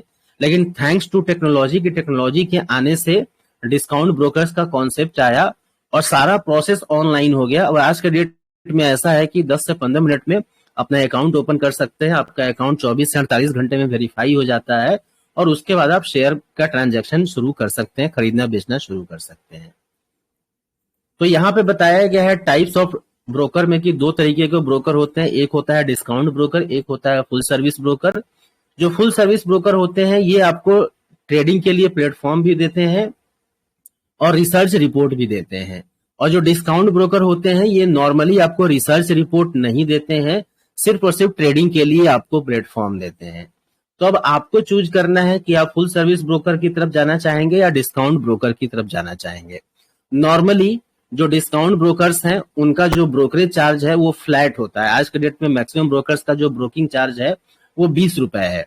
चाहे आप 1 शेयर खरीदिए, चाहे 100 शेयर खरीदिए या 1000 शेयर खरीदिए, आपको 20 रुपए का ही ब्रोकरेज पे करना है। और शेयर बेचने के समय भी ठीक वैसा ही, चाहे 1 शेयर बेचिए, 100 शेयर बेचिए, 1000 शेयर बेचिए, 20 रुपए का ही ब्रोकरेज आपको पे करना है। लेकिन फुल सर्विस ब्रोकर का जो चार्ज का स्ट्रक्चर होता है वो आपकी क्वांटिटी पे डिपेंड करता है। 1 शेयर खरीद बेच कर रहे हैं तो उसके लिए अलग चार्ज है, 10 शेयर कर रहे हैं तो उसके लिए अलग चार्ज है। आपकी क्वांटिटी पे डिपेंड करता है कि वो आपसे क्या चार्ज लेंगे। तो ये थोड़ा सा इनके चार्जिंग स्ट्रक्चर में बहुत बड़ा डिफरेंस आ जाता है। अगर आप बहुत बड़ी क्वांटिटी को बाई कर रहे हैं, सेल कर रहे हैं, तो एक मोटा अमाउंट आपको ब्रोकरेज के रूप में पे करना पड़ेगा अगर आप फुल सर्विस ब्रोकर को चूज करते हैं तो। आज के डेट में मैक्सिमम लोग जो है वो डिस्काउंट ब्रोकर को ही चूज करते हैं। इवन जो पहले फुल सर्विस ब्रोकर हुआ करते थे वो भी अपना डिस्काउंट ब्रोकिंग का सर्विस लॉन्च कर चुके हैं या कर रहे हैं। जैसे HDFC सिक्योरिटीज पहले से फुल सर्विस ब्रोकर थे, उन्होंने हाल फिलहाल ही HDFC स्काई के नाम से डिस्काउंट ब्रोकर का ऐप लॉन्च किया। तो लगभग सभी लोग संस्थाएं इस तरीके का काम कर रही हैं क्योंकि आज के जमाने में डिस्काउंट ब्रोकिंग ही चल रही है। लोगों को अब फुल सर्विस ब्रोकर नहीं चाहिए क्योंकि फुल सर्विस ब्रोकर आपको एडिशनली बस एक रिसर्च रिपोर्ट का प्रिविलेज देते हैं। और टेक्नोलॉजी के जमाने में आजकल बहुत सारे लोग या तो रिसर्च खुद ही कर लेते हैं या 100, 200, 500 रुपए का सब्सक्रिप्शन लेकर के बहुत सारी कंपनियां रिसर्च रिपोर्ट प्रोवाइड करती हैं, तो वहां से वो लोग रिसर्च रिपोर्ट ले लेते हैं। तो कुल मिलाकर के बात यही है कि डिस्काउंट ब्रोकर के पास अकाउंट ओपन करना आज के डेट में समझदारी का सौदा है। अब डिस्काउंट ब्रोकर में भी बहुत सारे ब्रोकर हैं, जैसे आप यहाँ देख रहे हैं, कुछ नाम तो यहीं पे बताए गए हैं और इसके अलावा भी बहुत सारे नाम हो सकते हैं। मैं आप सभी लोगों को रिकमेंड करूंगा, सुझाव दूंगा, ध्यान दीजिएगा, किसी तरह की बाध्यता नहीं है, मेरी तरफ से बस ये सुझाव है कि यदि आपके पास डीमैट अकाउंट पहले से नहीं है, नया ओपन करना चाहते हैं या है तब भी नया ओपन करना चाहते हैं, तो धन नाम का एक स्टॉक ब्रोकर है, वहां पे आप अपना अकाउंट ओपन कर सकते हैं। क्यों मैं ऐसा कह रहा हूं, क्यों सुझाव दे रहा हूं, बात समझिएगा। ये किसी भी तरीके का स्पॉन्सरशिप नहीं है, ये भी मैं यहाँ पे डिक्लेयर कर दूं।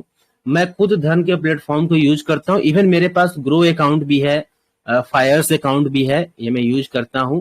इसके अलावा एम स्टॉक में भी मेरा अकाउंट है और धन में भी अकाउंट है। लेकिन धन के बारे में विशेष चर्चा क्यों कर रहा हूं, क्योंकि एज अ ट्रेडर मुझे जिन चीजों की आवश्यकता महसूस पड़ती है वो सारी फैसिलिटी, सारे टूल्स धन में अवेलेबल है। साथ ही साथ धन का जो चार्ट का सॉफ्टवेयर है वो बहुत जबरदस्त है। तो यदि आपका भी अकाउंट धन पे होगा तो इन फ्यूचर यदि आपको कोई समस्या आ रही है तो जब आप समस्या पूछेंगे मुझसे और वो धन प्लेटफॉर्म के रिगार्डिंग होगा तो मैं उसको बेहतर तरीके से आंसर कर पाऊंगा। और मुझे भी जो भी चार्ट वगैरह एक्सप्लेन करना होगा, जो भी खरीद बेच का प्रोसेस समझाना होगा इन फ्यूचर, वो सब कुछ मैं धन के प्लेटफॉर्म पे ही करने वाला हूँ। तो इसीलिए अगर आपके पास भी धन का प्लेटफॉर्म होगा तो हम दोनों का कम्युनिकेशन बेहतर तरीके से हो पाएगा, हम दोनों एक दूसरे की बात को बेहतर तरीके से समझ पाएंगे। हो सकता है आपका अकाउंट किसी और ब्रोकर के पास हो, आपको वहां पे कुछ समस्या आ रही हो और आप उसके रिगार्डिंग मुझसे कोई सवाल पूछें, तो यदि मेरी जानकारी में है तो मैं उसे आंसर करूंगा, नहीं है तो उसे आंसर नहीं कर पाऊंगा। ये यहाँ पे बात है। तो आई होप आप लोग समझे होंगे कि अगर नया अकाउंट खोलना चाहते हैं तो धन में खोल सकते हैं। मेरी तरफ से कोई बाध्यता नहीं है, कोई कंपल्शन नहीं है कि आपको धन में ही अकाउंट ओपन करना है, लेकिन मैं आगे जो चर्चा करूंगा वो धन के प्लेटफॉर्म पे करूंगा, धन के प्लेटफॉर्म पे ही सारी चीजें समझाऊंगा। तो आपके पास भी धन का प्लेटफॉर्म होगा तो बेटर तरीके से आप उसकी प्रैक्टिस कर पाएंगे। डिसीजन आपका है, किसी तरीके का स्पॉन्सरशिप नहीं है, किसी तरीके का ये कंपल्शन नहीं है। स्टॉक ब्रोकर के सर्विसेज को समझिए कि क्या क्या सर्विस हमें मिलता है। तो पहला सर्विस तो यही है कि access to the markets and allow you to transact. सबसे पहला फैसिलिटी यही मिलता है कि हम लोग मार्केट को एक्सेस कर पाते हैं और ट्रांजैक्शन करने की, शेयर खरीद बेच करने की सुविधा मिलती है। मार्जिन फॉर ट्रेडिंग, ट्रेडिंग करने के लिए ब्रोकर के द्वारा कुछ मार्जिन भी प्रोवाइड किया जाता है। जब हम लोग इंट्राडे ट्रेडिंग को पढ़ रहे होंगे तो वहां पे इसके बारे में हम लोग डिटेल में पढ़ेंगे और यहाँ बताया भी गया है कि इस पॉइंट को हम लोग बाद में डिस्कस करेंगे। Support in terms of call and trade, help you resolve queries. यदि किसी कारण से ऐप नहीं चल रहा है, ठीक है, टेक्निकल प्रॉब्लम आ गई है, तो आप कॉल करके भी अपना ट्रेड प्लेस कर सकते हैं। और इसके अलावा अदर भी कोई आपका समस्या है, क्वेरी है, तो आप कॉल करके समाधान वहां से ले सकते हैं।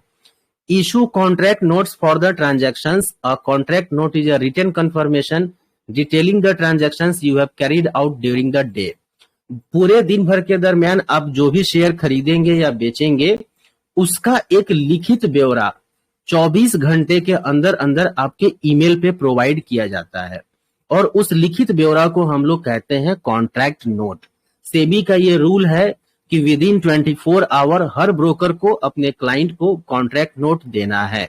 यदि आप ट्रांजैक्शन कर रहे हैं तो, ट्रांजैक्शन नहीं कर रहे हैं तो आपको कॉन्ट्रैक्ट नोट नहीं मिलेगा। लेकिन एक शेयर भी खरीद रहे हैं या बेच रहे हैं तो उसके रिगार्डिंग हर छोटा से छोटा डिटेल जो है वो लिखित फॉर्म में आपको आपके ईमेल पे उपलब्ध कराया जाता है, जिसे हम लोग कॉन्ट्रैक्ट नोट कहते हैं। आप अपने फ्यूचर रेफरेंस के लिए उस कॉन्ट्रैक्ट नोट को संभाल के रख भी सकते हैं या नहीं भी रखेंगे तो कोई बात नहीं, लेकिन अगर आपकी इच्छा है तो आप रख सकते हैं। Facilitate the fund transfer between your trading and bank account. Trading करने के लिए, शेयर खरीद बेच करने के लिए बैंक अकाउंट से ट्रेडिंग अकाउंट में पैसा ट्रांसफर करने की आवश्यकता होती है, तो ये फैसिलिटी प्रोवाइड करना भी शेयर ब्रोकर का ही, स्टॉक ब्रोकर का ही काम है। Provide you with a back office. The back office is a portal to access many reports about your account. साथ ही साथ हर ब्रोकर आपको एक बैक ऑफिस की भी फैसिलिटी देता है जहां से आप बहुत सारे अपने अकाउंट के संबंध में रिपोर्ट निकाल सकते हैं। जैसे एक बहुत इंपॉर्टेंट रिपोर्ट होता है टैक्स पीएनएल। जो लोग भी शेयर मार्केट में काम करते हैं हर साल उन्हें अपना टैक्स फाइल करना होता है, चाहे उन्हें प्रॉफिट हुआ हो चाहे उन्हें लॉस हुआ हो। तो पूरे साल भर के दरमियान आपने क्या खरीदा क्या बेचा इसका रिकॉर्ड आपको मेंटेन करने की कोई आवश्यकता नहीं है, आपका ब्रोकर ही ये फैसिलिटी आपको देता है। और इसके अलावे भी और भी बहुत सारे रिपोर्ट जो है आपके ब्रोकर के द्वारा प्रोवाइड किए जाते हैं। तो ये सारा सर्विस है जो एक स्टॉक ब्रोकर आपको प्रोवाइड करता है। आई थिंक आप लोग स्टॉक ब्रोकर को समझ गए होंगे। और अगला पार्टिसिपेंट, अगला इकोसिस्टम का जो पार्ट है वो है बैंक। इसके बारे में हम लोग नेक्स्ट क्लास में समझेंगे। आज की क्लास को हम लोग यहीं तक रखते हैं। थोड़ा सा आइए मैं आप लोगों को धन के बारे में जो चर्चा कर रहा था उसके प्राइसिंग, उसके ब्रोकरेज स्ट्रक्चर के बारे में मैं आप लोगों को समझा देता हूं। धन प्राइसिंग, इसी तरीके से आप जिस ब्रोकर के बारे में भी उसके चार्ज को समझना चाहते हैं तो उस ब्रोकर का नाम लिखिएगा, उसके बगल में ब्रोकरेज या फिर प्राइसिंग लिखिएगा, तो आप उस वेबसाइट पे पहुंच जाइएगा जहां से आप उसके चार्ज स्ट्रक्चर को देख सकते हैं। जैसे ही देखिए मैं धन की वेबसाइट पे आ चुका हूं, तो यहाँ पे क्या बताया जा रहा है कि for account opening AMC and platform fee 0 charge है। यानी कि अकाउंट ओपन करने का कोई चार्ज नहीं है यहाँ पे। एएमसी यानी कि एनुअल मेंटेनेंस चार्ज, बहुत सारे ब्रोकर आपसे एनुअल मेंटेनेंस चार्ज लेते हैं, धन के द्वारा वो नहीं लिया जाता है। और साथ ही साथ प्लेटफॉर्म भी, आप इस प्लेटफॉर्म का यूज करके शेयर ट्रांजैक्ट कर रहे हैं, खरीद रहे हैं, बेच रहे हैं, तो उसके लिए भी कोई प्लेटफॉर्म नहीं लिया जाता है। बहुत सारे प्लेटफॉर्म ऐसे हैं जो मोबाइल रिचार्ज करने के लिए आपसे 1-2 रुपए एक्स्ट्रा लेते हैं प्लेटफॉर्म फी के नाम पे। शेयर खरीद बेच करने के लिए धन ब्रोकर आपसे कोई प्लेटफॉर्म फी नहीं ले रहा है। तो पहला बेनिफिट क्या है कि अकाउंट फ्री में ओपन हो रहा है, कोई एनुअल मेंटेनेंस चार्ज नहीं देना है और कोई प्लेटफॉर्म फी हमें नहीं देना है। आगे समझिए, for equity delivery, ETF, IPO and mutual fund, अगर आप कोई शेयर डिलीवरी में खरीद रहे हैं, यानी कि आज खरीद के आज ही नहीं बेच रहे हैं, आज खरीद के उसे कल बेचिए, परसों बेचिए, 10 साल के बाद बेचिए, इसको डिलीवरी बोलते हैं। तो यदि आप कोई शेयर डिलीवरी में खरीद रहे हैं, कोई ईटीएफ खरीद रहे हैं, आईपीओ या म्यूचुअल फंड खरीद रहे हैं, तो इसके लिए भी आपसे कोई भी चार्ज नहीं लिया जाएगा। कोई भी चार्ज कहने का मतलब ब्रोकरेज चार्ज की बात की जा रही है। गवर्नमेंट के कुछ मैंडेटरी चार्जेस होते हैं, वो आपको पे करने पड़ेंगे, लेकिन स्टॉक ब्रोकर को 1 रुपया नहीं पे करना है इन सब कामों के लिए। आगे क्या है, for equity intraday and all segment futures. Equity intraday कहने का मतलब शेयर आज खरीद के आज ही बेच रहे हैं, तो ये इंट्राडे में काउंट किया जाता है। तो इंट्राडे के केस में आपसे फ्लैट 20 रुपीज का ब्रोकरेज लिया जाएगा, या 0.03% जो कम होगा। ठीक है, जितने अमाउंट का आप ट्रांजैक्शन कर रहे हैं उसके हिसाब से लोग देख लेते हैं कि 20 रुपया और 0.03% दोनों में से क्या कम है, वो आपसे ब्रोकरेज के रूप में चार्ज करते हैं। या इसके अलावा फ्यूचर ऑप्शन भी अगर आप ट्रेड करते हैं, आगे हम लोग समझेंगे कि ये क्या होता है, तो आपसे 20 रुपए का ही चार्ज लिया जाएगा। और इसके अलावे भी अगर किसी भी सेगमेंट में आप अगर ट्रेड करते हैं, जैसे कमोडिटी ट्रेडिंग की भी फैसिलिटी है धन पे, तो उसके लिए भी आपको 20 रुपए का ही चार्ज पे करना है। तो मोटा मोटा ये सब चार्ज होते हैं। जो भी ब्रोकर आप लोग सिलेक्ट करेंगे अकाउंट ओपन करने के लिए, तो ये सब चार्ज आप वहां पे काइंडली देख लीजिएगा कि अकाउंट ओपनिंग का क्या चार्ज है, एनुअल मेंटेनेंस का क्या चार्ज है, प्लेटफॉर्म फी का क्या चार्ज है। ब्रोकरेज तो खैर सभी लोग लेते ही हैं, और 20 रुपए लगभग आजकल जनरल रेट बना हुआ है। इन फ्यूचर बढ़ जाए अलग बात है, फिलहाल 20 रुपए है। और इसके अलावा भी कुछ अदर चार्जेस है जिसका ब्यौरा नीचे दिया गया है, तो वो फिलहाल अभी हम लोगों के लिए उतना इंपॉर्टेंट नहीं है। ये मेनली समझाया गया है जो गवर्नमेंट के फिक्स चार्जेज हैं या अदर संस्थाओं के फिक्स चार्जेज हैं, उनके बारे में डिटेल में बताया गया है, तो इसे आप लोग देख सकते हैं। तो मेरी तरफ से सुझाव है कि धन में अकाउंट ओपन कर लीजिएगा। मैं ग्रुप में लिंक शेयर कर दूंगा, जिसको क्लिक करके आप लोग धन में अकाउंट ओपन कर सकते हैं। और शेयर खरीद बेच करना है तो एक डीमैट ट्रेडिंग अकाउंट होना ही चाहिए। किसी न किसी स्टॉक ब्रोकर की आवश्यकता आपको महसूस होगी ही होगी। थोड़ी सी चर्चा इसकी भी कर लेते हैं कि क्या क्या डॉक्यूमेंट आपको चाहिए होंगे। तो सबसे पहले आपका आधार और पैन लिंक होना चाहिए। अपना आधार, पैन कार्ड और बैंक अकाउंट अपने पास में ले करके, और तब अपना अकाउंट ओपनिंग का प्रोसेस आप स्टार्ट कीजिएगा। और जो जो डिटेल आपसे मांगेगा वो डिटेल फिल करते जाइएगा। डॉक्यूमेंट के तौर पे हो गया आधार, पैन, आपका बैंक अकाउंट, मोबाइल नंबर जो कि चालू हालत में हो, और मोबाइल नंबर आधार से लिंक होना चाहिए क्योंकि आधार की ओटीपी आती है उसी पे। और इसके साथ साथ आपका ईमेल आईडी जो चालू हो। ठीक है, बैंक अकाउंट वो दीजिएगा जिसमें आपने इंटरनेट बैंकिंग, यूपीआई की फैसिलिटी रखी हुई है, वो बैंक अकाउंट दीजिएगा। इतना सब कुछ अगर आपके पास है तो 15 से 20 मिनट में आपका अकाउंट ओपनिंग प्रोसेस हो जाता है, और लगभग 48 घंटे लगते हैं अकाउंट वेरिफिकेशन में। उसके बाद अपना अकाउंट आप चालू हो जाएगा, तो आप ट्रेड कर सकते हैं, इन्वेस्ट कर सकते हैं। तो ये है आज की क्लास। तो इसी नोट पे आज की क्लास को मैं कंक्लूड करता हूं। मिलते हैं हम लोग अगली क्लास में। आप सभी का समय शुभ हो। शुभ रात्रि। जय हिंद।